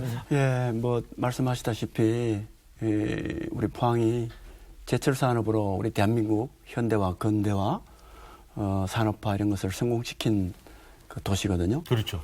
또 그에 따라서 철강 산업으로 한 50년간 주축 산업으로 잘 키워왔고 일자리도 거기서 많이 나왔는데 최근에 중국에서 이제 철강이 굉장히 많이 생산되고 이렇게 해서 이 국가 간 경쟁이 굉장히 치열해졌습니다. 아울러서 미국발 또 관세라든지 이런 것들이 세져서 실질적으로 철강 산업이 주축 산업이 주력 산업이 우리나라에 되기는 어려운 그런 실정이 있거든요. 해서 그러다 보니까 단일화된 철강 산업 구조로 우리 지역 경제가 너무 외부 요인에 휘청거리는 그런 게 되는 거거든요. 뭐 예를 들어서 지금 보면은 제조업 중에 1차 금속 산업이 우리가 4% 정도 되는 거거든요. 엄청나게 높기 때문에 세계적인 철강 경기에 따라서 지역 경제가 굉장히 침체되기도 하고 조금 반짝거리기도 하고 이렇게 되는데 우리가 이게 선진국으로 갈수록 철강 산업은 비중이 떨어질 수밖에 없는 부분이 있거든요. 해서 저희들 지역 경제 역시 만만치 않다. 해서 어떻게 하면은 이 외부적인 충격 요인을 흡수시켜서 좀 이렇게 다변화할 수 있는 그런 산업 체계를 갖추는가 이것이 굉장히 중요한 과제고 여러 가지를 지금 몸부림 치고 있습니다. 또 최근에 코로나가 한 2년 이상 지금 기승을 부르고 있지 않습니까? 역시 소상공인 굉장히 어렵습니다. 그래서 특히 이제 이 감전병이 시작되니까 비대면 온라인 구입이 많아지거든요. 그 구입 이 대상 지역이 주로 이제 대도시란 말입니다. 대도시로부터 구입되고 이러니까 즉 골목 경제는 뭐 말할 수 없을 정도로 힘든 편이죠. 그래서 지방 도시의 어려움 또 극복해야 될 과제 이런 부분은 정말 피부로 느끼고 있고 굉장히 심각한 해결 과제입니다. 두 분께 조금 더 그러면 깊숙하게 좀 질문을 좀 드려볼까 합니다. 뭐 말씀해 주신 대로 야 저희가 생각했던 것만큼 철강 산업은 무조건 조금 안정적이지 않나 이런 생각을 했었는데 그게 아니네요. 예, 외부 요인 때문에 또 지금 여러 가지 어려움을 겪고 있다 이런 이야기를 해주셨고 그렇다면 두 분이 생각하시는 지금 지역 경제가 전국적으로 좀 이런 어려움을 겪고 있는 그 가장 큰 원인은 어느 쪽에 있다고 혹시 보시는지 먼저 우리 이강덕 시장님부터 좀 여쭤볼까요? 뭐 한마디로 이야기하면 다들 지금 말하고 있는 수도권 집중, 네. 그다음에 이제 저출산 고령화 이 부분이거든요. 지금 뭐 예를 들어서 지방에 있는 사람이 뭘 일자리를 구하거나 또는 교육이나 어떤 의료나 문화나 이런 부분에 있어서 상당히 열악하다고 느낄 수밖에 없거든요. 그래서 아이들이 학교를 가거나 예. 또 취직을 하거나 이럴 경우에 거의가 수도권이나 이런 쪽으로 가기 쉽습니다. 그래서 인구 유출이 저희 포항의 경우에도 매년 한 2,000명 내지 3,000명. 아, 그래요? 그것도 거의 젊은 층, 청년층. 생산하는 기능도 약해지고 특히 소비하는 기능이 청년층이 없어지기 때문에 굉장히 떨어지는 거거든요. 예. 이 수도권 집중 문제 이 부분을 해결하지 않고서는 이 지역 경제를 살려나가는 문제는 요원하다. 그럼 시장 실제로 그러니까 수도권 쪽에서는 일자리를 구하기 위해서 너무 취업하기가 어렵다 이렇게 얘기하는데 아까 이제 우리 시작하는 영상에서도 봤습니다만 지금 지역에서는 일자리는 있는데 일할 사람이 없다. 뭐 실감을 좀 하십니까? 어떠십니까? 그런 경우도 있습니다. 지금 청년층들이 좋아하는 것은 과거의 전통적인 그런 제조업이 아니거든요. 예. 이제 지방에는 거의 전통적인 제조업이 많이 들어오고 청년층이 좋아하는 뭐 IT 관련된다든가 뭐 디지털 관련된다든가 뭐 어떤 서비스업 관련된다든가 이런 부분은 굉장히 지금 줄어들고 있거든요. 네. 해서 청년층들이 거진 자기가 맞는 일자리를 지방에서 찾을 수가 없다. 그러니까 우리가 지금 중앙정부나 지방정부가 그러한 생태계를 청년층들이 원하는 일자리를 만들어주는 생태계를 못 만들어주고 있는 것이죠. 네. 그다음에 교육 역시 마찬가지거든요. 교육이나 청년층들이 좋아하는 문화예술이나 이런 부분 역시 대도시로 네. 그래서 그러한 부분도 역시 어떻게 지방에 잘 맞춰서 청년층들이 거기에서 만족하면서 자긍심을 가지고 살 수 있도록 해줘야 될 것이니까 이 부분이 해결해야 되는 중요한 과제입니다. 네, 역시 뭐 수도권 집중 이야기는 한 목소리로 뭐 공통적으로 말씀을 그렇습니다. 해주시네요. 뭐 일자리, 교육, 문화 모든 그 수도권 집중 현상이 결국 지역 경제 위기를 불러오고 있다. 그런데 인천 서구는요, 어쨌든 수도권이지 않습니까? 그러면 조금 입장도 다를 수 있고 원인이나 이런 그 원인에 대한 이야기도 다를 수 있을 것 같은데요. 정도 차이는 있다고 봅니다.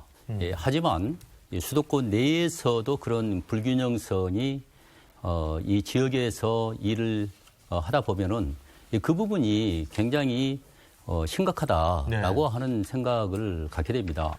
지역 경제를 가로막는 요인이 꼭 직접적 경제 요인뿐만이 아니라 환경이나 교통, 인프라 이런 부분에 있어서 불균형성이 이루어져 있을 경우에 그런 부분이 지역 경제를 발목을 잡고 또 일자리랄지 또 실제 일을 하려고 하는 젊은 층이랄지 이런 부분에 대해서 제약 요인이 된다는 얘기거든요.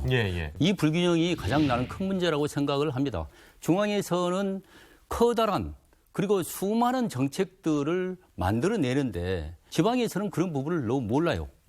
그리고 지방에서 중앙과 어떤 소통의 창구도 없습니다. 중앙의 모든 권한을 지방에 넘기기 어렵다면은 제가 보기에는 그 중간에 소통기구라도 제도화해서 어떤 정책적으로 피드백을 하고 서로 간의 대화를 통해서 이렇게 함께 나갈 수 있는 역할 분담이 이루어지고 정책의 성과를 거둘 수 있는 그러한 것을 제안을 드리고 싶고요. 또 하나는 연합적 기능입니다. 연합적 기능. 그 연합적 기능이라고 하는 부분은 어떤 정책과 기능에 있어서 한 가지, 두 가지만이라도 중앙과 지자체가 함께 할 수 있는 연합을 하는 게 어떤가 그런 제안을 좀 드리고 싶습니다. 그러니까 어쨌든 재정, 인력, 권한 이 세 가지가 상대적으로 지방정부가 부족하다 보니 중앙정부에 비해서 그 한계들을 지금 아마 현장에서 조금 많이 좀 힘들게 지방 정부를 지금 이끌어 나가고 계신다 그러니까 이런 느낌이 균형을 좀 맞춰야 들었어요. 되고 예. 서로 소통을 해야 된다는 걸 강조를 해주셨어요. 맞습니다. 일단 우리 전문가 두 분 일부에 이어서 계속해서 조금 이 권한과 재정과 관련한 이야기는 반복이 될 수밖에 없는 것 같습니다. 이건 뭐 어쩔 수가 없는 것 같은데요. 두 분이 보시는 지역 경제 위기의 원인 뭐 분석을 좀 해주시죠. 현대 경제 자체가 예. 지금 예를 들어서 전기 자동차다, 전기 자율 자동차다 이러면은 옛날에 내연기관 가솔린이라든지 이걸 갖다가 실린더에 넣어가지고 폭발을 일으켜서 태우고 할 때는 그렇죠.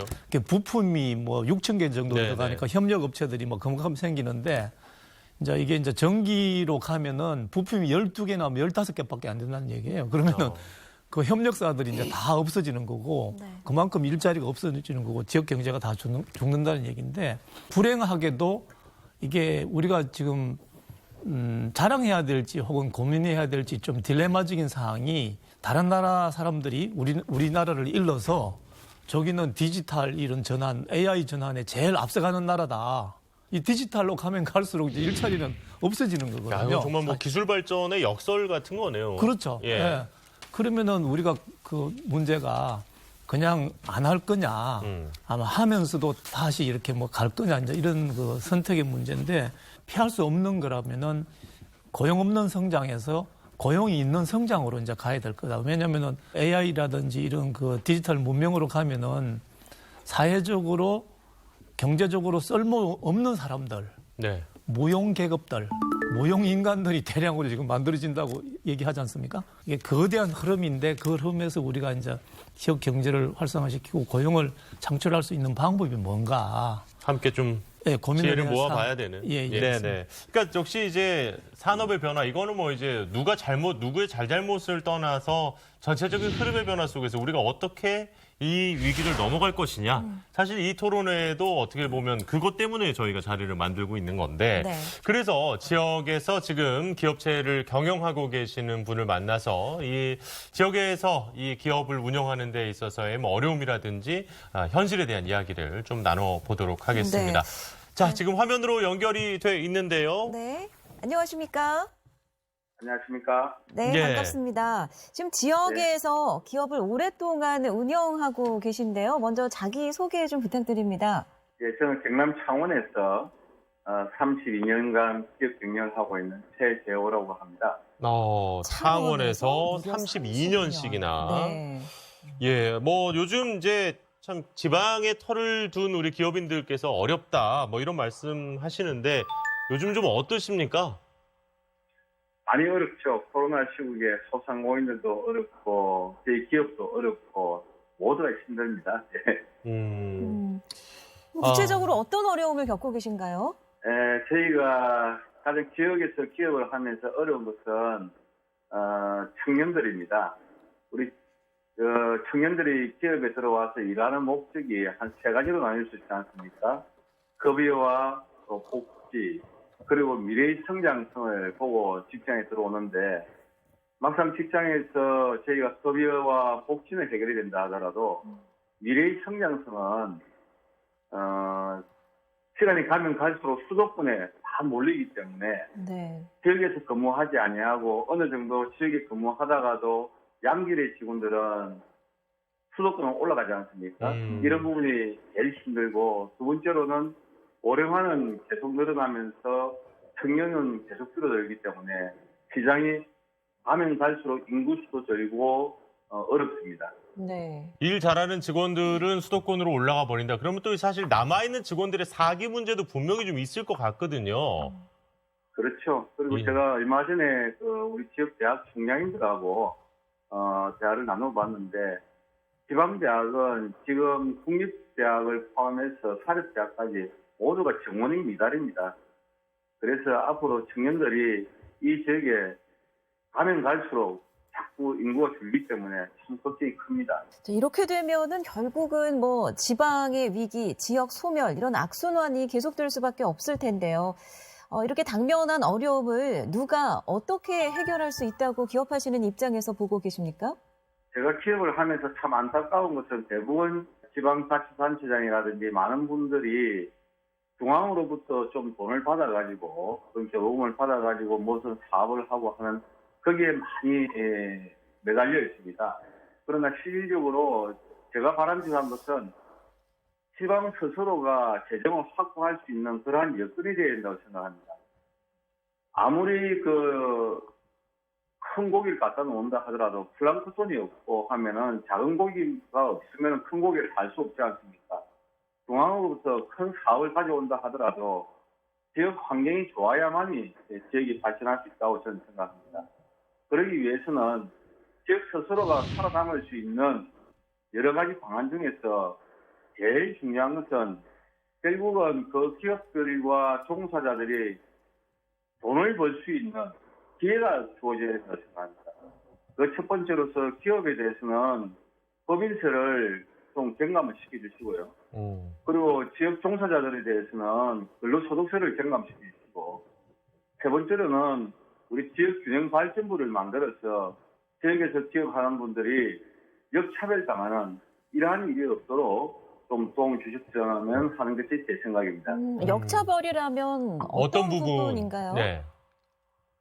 중앙에서 정치를 하다 보면은 역차별이라는 개념을 이해를 못하고 그냥 막 마구잡이로 또 정책을 내는 경우가 많이 있습니다. 네. 예를 들면은 이번에 금융감독원에서 만든 법령을 보면은 지역의 기업은 3년간은 정부로부터 지정 감사를 받게 되어 있습니다. 네. 저희 기업도 해당이 되어서 했습니다만은 앞으로 지역에 있는 대부분의 대기업들은 지정 감사를 받게 되는데요. 지정 감사를 받는 것 자체에 대해서는 저희가 나쁘다고 생각하지 않습니다. 수명 경영을 하기 위해서 필요한 일이라고 생각합니다. 그러나 그러한 회계 감사를 하는 법인이 모두가 수도권에 있습니다. 저희가 지난해 같은 경우에도 감사 비용이 한 1억이면은 수도권에서 내려오기 때문에 최저비와 교통비 등이 한 1억 5천이 더 나갑니다. 그럼 1억 5천 정도의 저희가 회계 비용이 나가게 됩니다. 예. 그뿐만이 아닙니다. 저희가 뭐 햇살이라든지 여러 가지 측정을 많이 받게 됩니다. 정부가 여러 가지 규제를 많이 하기 때문에 그 규제도 우리가 물론 필요한 거라고 생각합니다. 그러나 그 규제를 하고 측정을 하는 기관이 모두가 수도권에 모여가 있습니다. 그러면 측정 비용은 동일한데 교통비나 최저비를 모두가 지방에서 부담할 수밖에 없습니다. 실질적으로 측정 비용이 100이라 그러면은 들어가는 비용은 250에서 300이 들어가는 거죠. 네. 그것뿐만 아닙니다. 마지막으로 좀 가슴 아픈 이야기 될지 모르겠지만은 공무원 수는 동일하게 되어 있지 않습니까? 그러다 보니까 지역의 기업은 자꾸 줄어들고 수도권에는 기업이 늘어나기 때문에 세무조사를 받아도 지방에 있는 기업들은 세무조사 기간이 늘어나고 세무조사 기회가 자주 오게 됩니다. 그리고 수도권에 가서 기업을 하게 되면은 세무조사 기간도 줄어들고 그 기간도 늘어나게 됩니다. 이러한 어려움이 있기 때문에 지역에서 어느 정도 성공을 한 기업들은 다시 서울로 올라가 버립니다. 이런 역차별이 있었네요. 그러니까 제도적으로 좀 보완을 해줬으면 좋겠다는 지점들, 그러니까 뭐 법인세라든지 근로소득세 경감 이런 부분에 대한 이야기도 좀 해주셨는데, 자 이제 저희가 이제 연결 마무리하면서 우리 회장님께서 꼭 전하고 싶은 이야기 있으면 하실 시간을 좀 드리겠습니다. 네, 지방 소멸에 대한 우리가 최고조로 다했던 것이 제가 2007년도에 지방자치단체를 비롯해서 시민들이 저희가 함께 서명운동을 한 것이 기억이 납니다. 그때 한 달 이내에 저희가 한 1,100만 명 정도가 서명을 했죠. 근데 그 이후에 선언적인 의미로 끝나고 진행이 그다지 되지 않았습니다. 정말 안타깝습니다. 우리 지역 균형 발전이 되기 위해서는 여야 없이 함께 노력을 해주시면 좋겠고요. 오늘 같은 시간을 통해서 우리 정치인과 경제계 그리고 시민단체, 특히 공영방송을 비롯한 여러 언론에서도 함께 힘을 모아서 지역 균형 발전에 좀 적극적으로 나서주시기 부탁드리겠습니다. 네, 오늘 연결 고맙습니다. 감사합니다. 감사합니다. 네. 자, 지금 또 지역 경제인과 이렇게 이야기를 나눠봤어요. 네, 그러니까 지역에서 기업을 하기 어려운 이유가 무엇 때문인지, 그러니까 바꿔 말하면 기업화하기 좋은 환경이 무엇인지를 또 알 수 있는 그런 전화였습니다. 네. 지금 포항에선 또 큰 기업이 있는 도시니까 네. 포항시장께서는 말씀을 어떻게 들으셨습니까? 100% 공감합니다. 그리고 이제 대안도 몇 가지 구체적인 아주 세부적인까지 제시를 하셨거든요. 네. 중요한 거는 저는 그렇게 생각합니다. 이 지방 소멸이 얼마나 위험한 문제고 우리 국가가 해결해야 된다는 그런 인식을 우리가 명확하게 해야 된다. 그리고 그 방법론도 아주 구체적이고 실행할 수 있는 걸 해야 된다. 혹자는 이렇게 할 수가 있습니다. 아까 잠깐 우리 박사님께서도 말씀하셨지만은 이 지금 산업 구조 트렌드가 변하는 거에 맞추면은 약간 뭐 시장 경제에 시장 자유를 맡겨놓는 게 좋지 않느냐 이렇게 생각할 수가 있거든요. 그렇게 할수록 시장 자유를 맡겨놨을 때는 지방 소멸은 더욱 가속화될 것이다. 예를 들어서 몇 년 전에 우리 그 수도권 규제 특별법이 있었거든요. 기업들이 일정량 이상을 못하도록.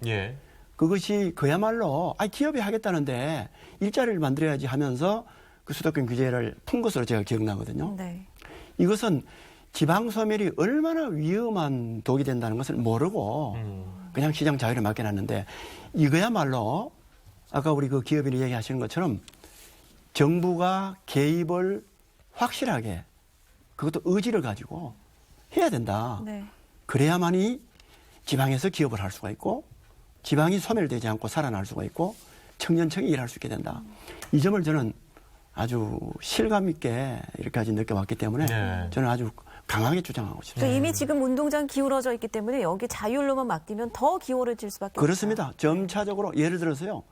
지금 수도권 그 시장 군수들을 제가 만나서 사정을 얘기해 보면 저도 옛날에 서울에 살았지 않습니까? 네네. 얘기를 들어보면은 그야말로 기업이나 사람이 넘쳐나는 거예요.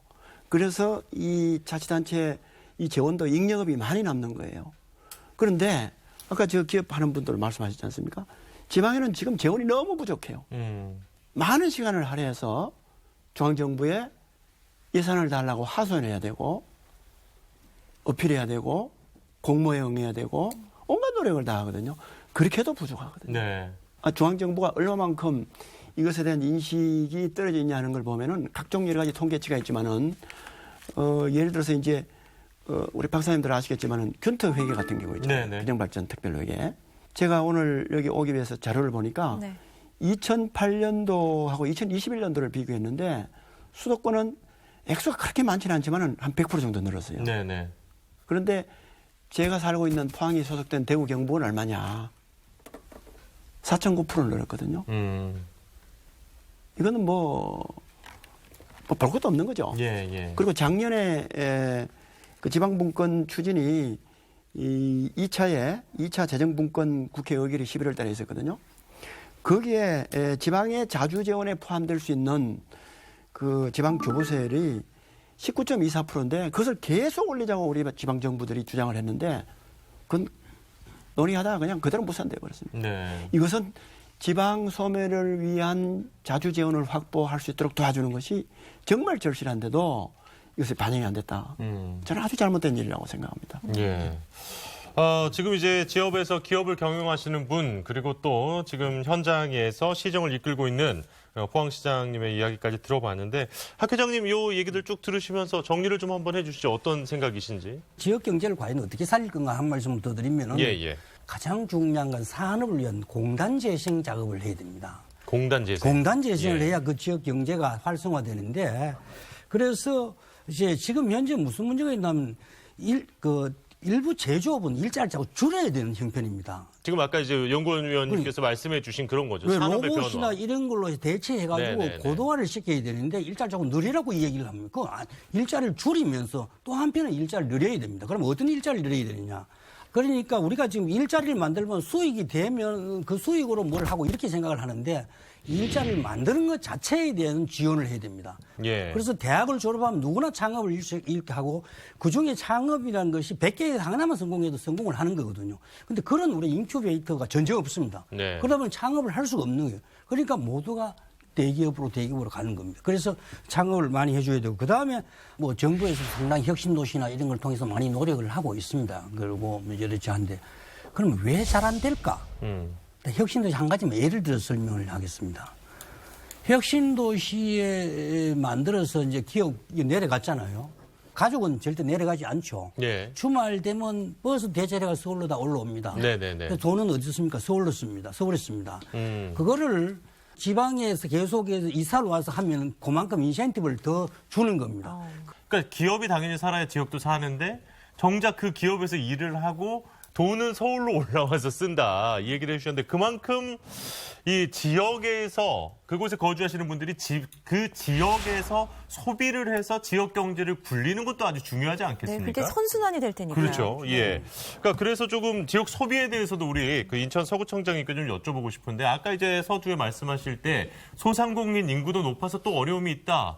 그러니까 소상공인들 같은 경우에는 그런 지역 내 소비가 정말 중요하지 않겠습니까? 어떻게 보십니까? 예, 맞습니다. 뭐 국가 경제도 살기 위해서는 생산과 소비까지 촉진돼야 되지 않겠습니까? 지역 경제도 마찬가지입니다.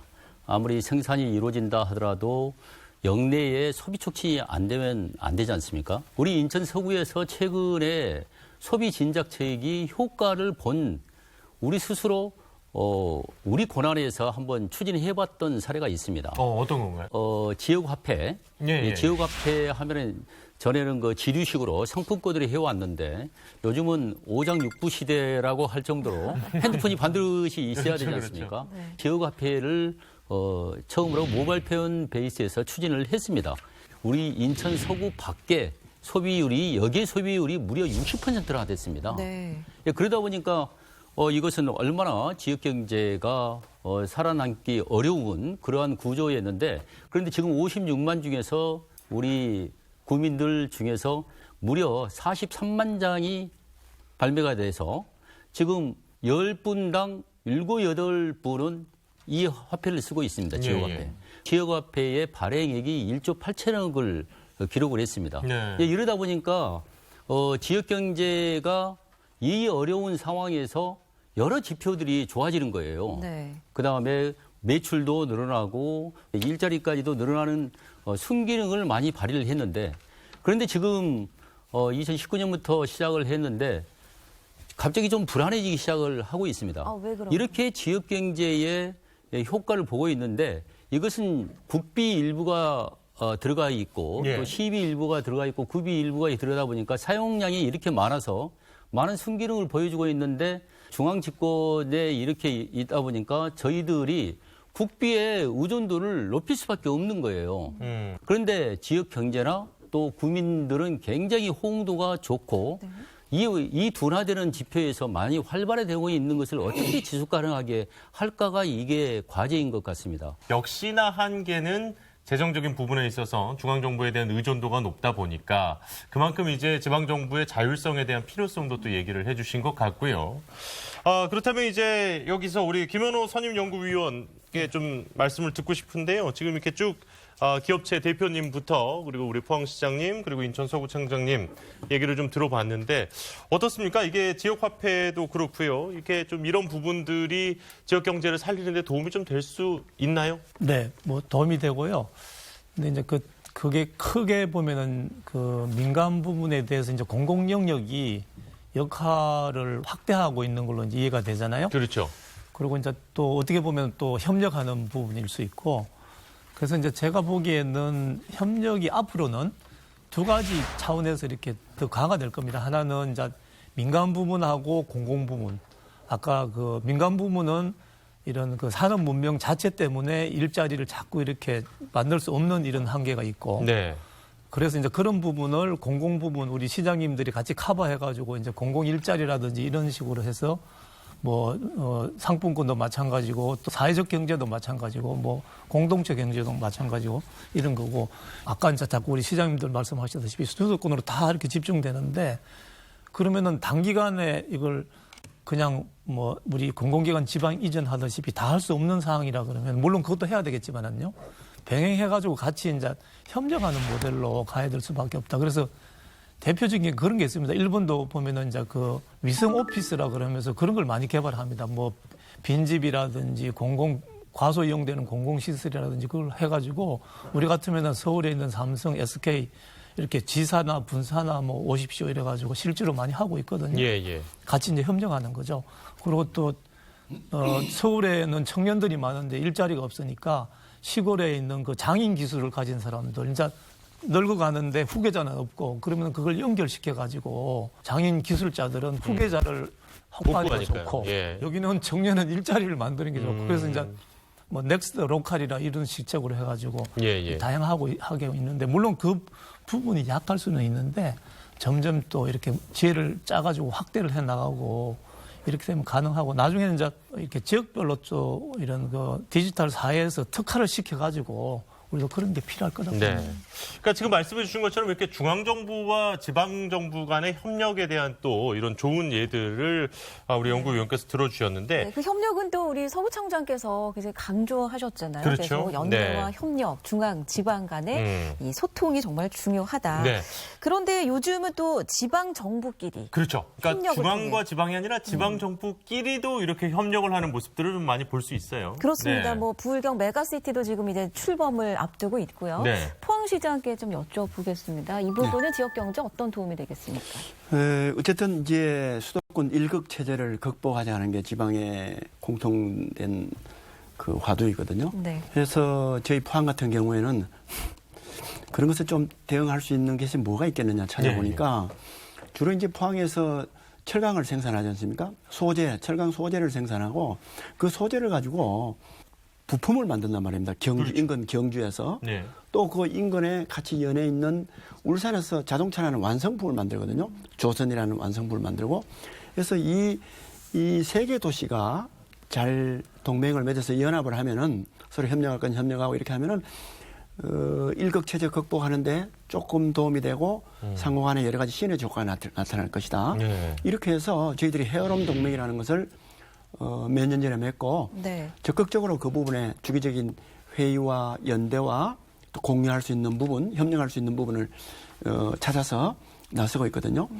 그래서 시도 통합 이런 것도 있겠습니다만은 그것뿐만 아니라 할 수 있는 데는 어떻게 하든 도시 연합 형태를 해가면서 지방을 살릴 수 있는 그런 것에는 모든 자치단체가 다 관심을 가지고 있다고 생각을 합니다. 일단 이름이 너무 좋은데요. 헤어룸 동맹 하시니까. 그걸 왜냐하면은 동해 쪽에 이렇게 바닷가에 있는 그렇습니다. 곳들에서 이제 헤어룸 보러 많이들 가시잖아요. 뭔가 희망이 느껴지기도 하고요. 그러니까 이름이 정말 좋네요.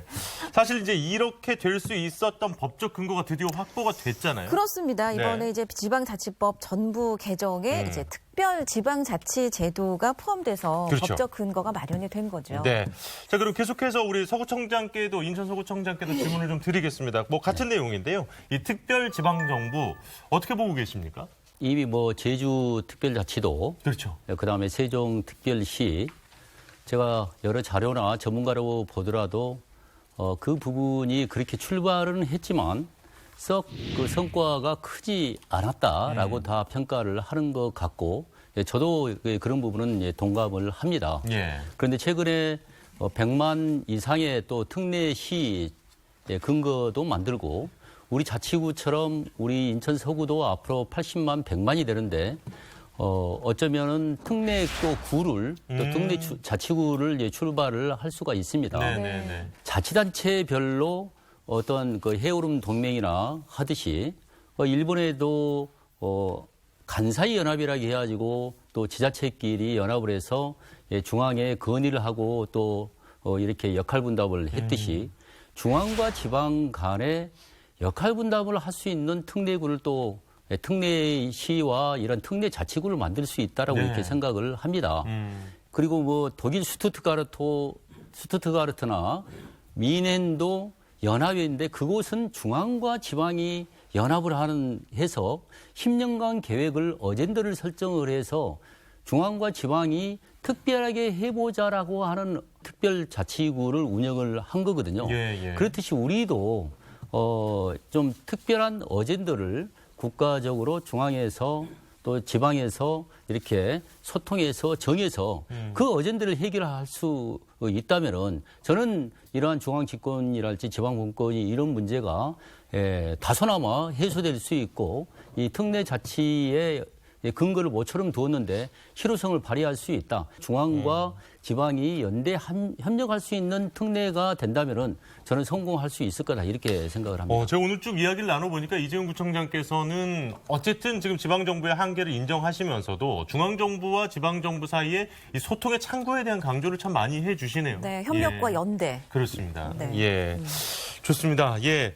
자, 이 특별자치단체, 과연 이게 이제 지역 경제를 살리는데 하나의 또 해법이 될 수 있을지, 우리 학 회장님께도 의견을 안 들어볼 수가 없겠는데요. 예. 특별자치단체를 이제 해서 뭐 그 지역이 당연히 해야 되겠죠. 근데 그럼 다른 지역은 어떻게 할 건가요? 그렇죠. 다 특별로 하면 그거 하나만 하는 거죠. 모두가 특별이면 특별하지가 않은 거죠. 그래, 특별히 예. 자꾸 많아지면 전부 특별이 네, 되거든요. 네, 그래서 네. 제가 드리는 말씀은 이게 근본적인 어떤 사고의 구조를 좀 바꿔야 되겠다. 그럼 어떻게 바꿀 거냐? 산업 간에는 융합을 해야 된다. 예. 그다음에 지역 간에는 중앙이든 지방이든 지역이든 협력을 해야 되는 시대. 그러면 산업을 어떻게 융합할 거냐? 예를 들면 이제 농업도 농사만 짓는 시대는 끝이 났어요.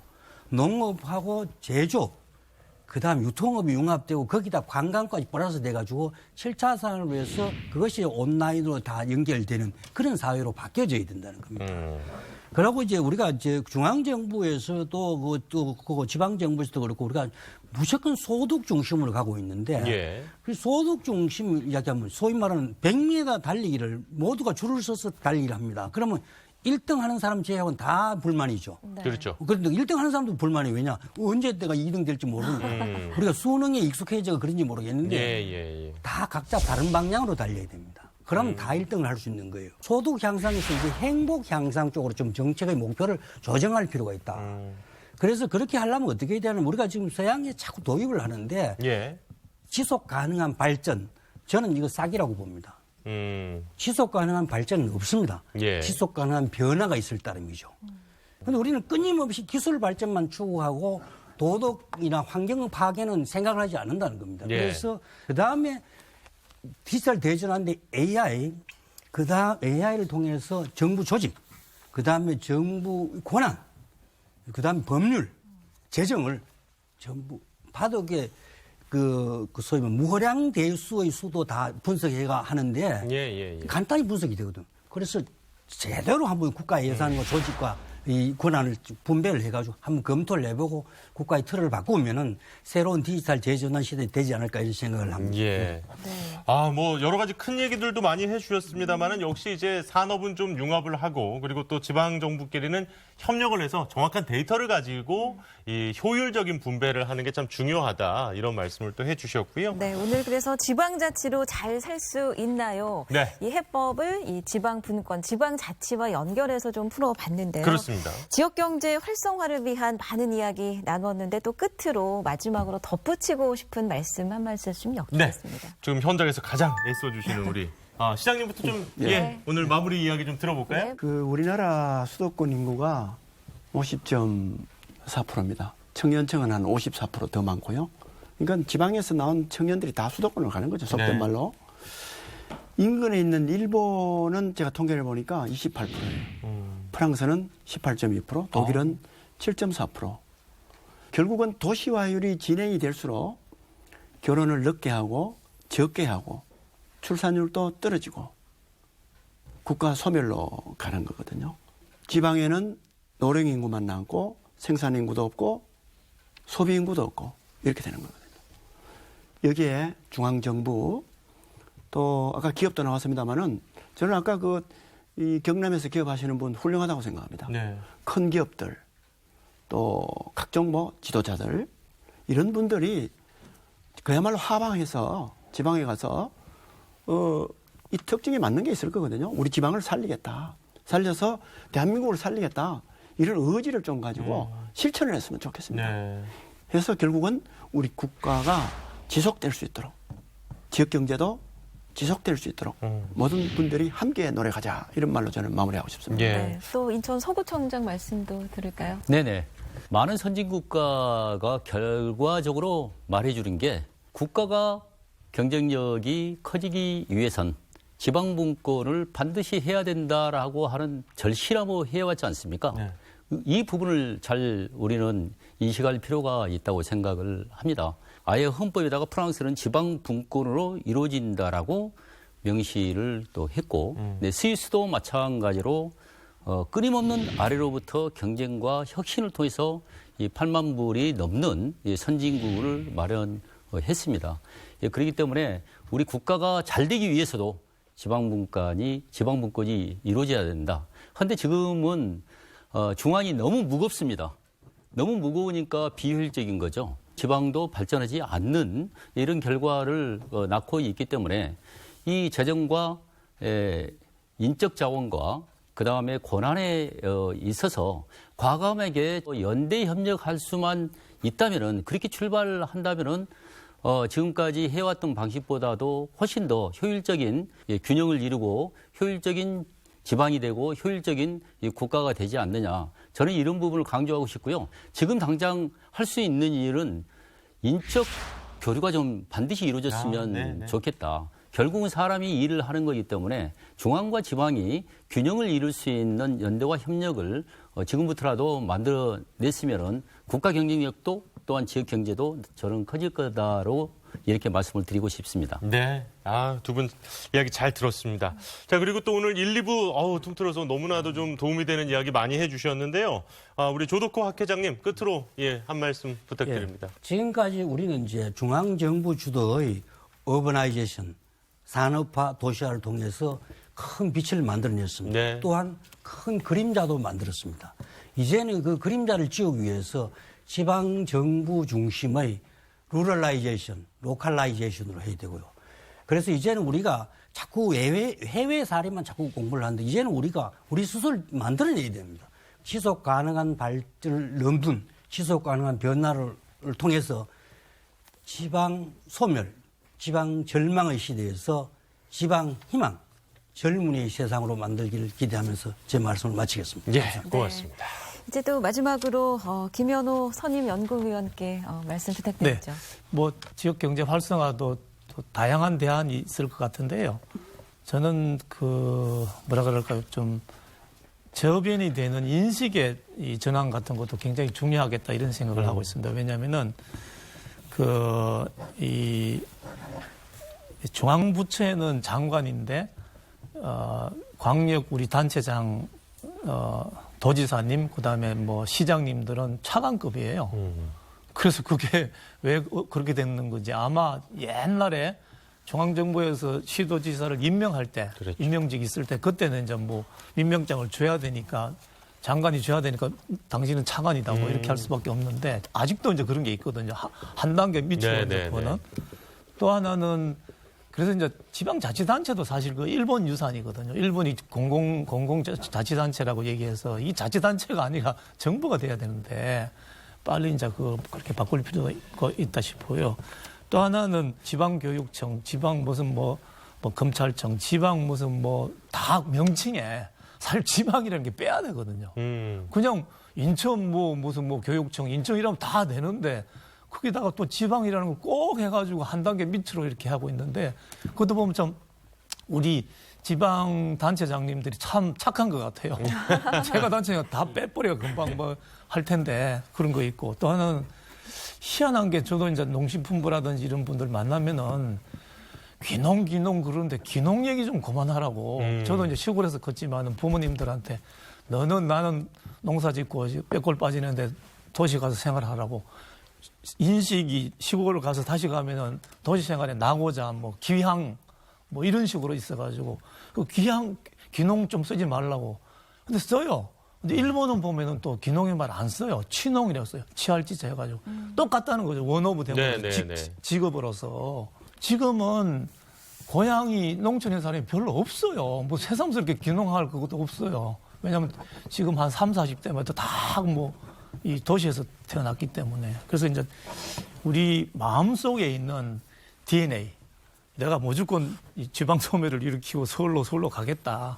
그런 게 여러 가지 방면에서 좀 접근돼야 되겠지만은 그래도 좀 작지만은 좀 문화에 이렇게 알게 모르게 서며 있는 것들 이런 것들도 좀 빨리 바꿔야 되지 네. 아닌가 이렇게 생각합니다. 사실 이제 저나 안성 아나운서나 이제 저희 직업이 이렇게 말이 정서에 미치는 영향이 사실 무시를 못 하거든요. 그럼요. 예, 네. 그렇다 보니까 이런 작은 용어 하나하나부터 우리가 조금 바꿔보면 어떨까 이런 지적을 네. 또 해주셨습니다. 그렇게 되면 우리 인식이 또 바뀌게 되니까요. 그렇죠. 네. 자, 오늘 우리 지역이 겪고 있는 위기 그리고 또 지방 소멸이라는 너무 크게 다가올 수 있는 이야기를 때로는 조금 크게 또 때로는 아주 깊숙이 저희가 이야기를 한번 나눠봤습니다. 네, 그 원인을 구체적으로 살펴봤는데요. 결국은 우리가 지방자치, 지방분권에서 현명한 해법을 찾을 수 있지 않았나 싶습니다. 그렇습니다. 예. 이 지방자치제도, 지방정부가 이 본인이 잘할 수 있는 걸 하게 해주고 또 중앙과 또 서로 다른 지방정부끼리의 연대, 협력 이런 것들에 대한 중요성을 오늘 깨달을 수 있는 시간이었던 것 같습니다. 네. 저희는 이 다음 시간에 더 유익하고 도움이 되는 지방분권, 지방자치와 관련한 이야기로 다시 찾아오도록 하겠습니다. 오늘 함께해 주신 여러분 대단히 고맙습니다. 안녕히 계십시오.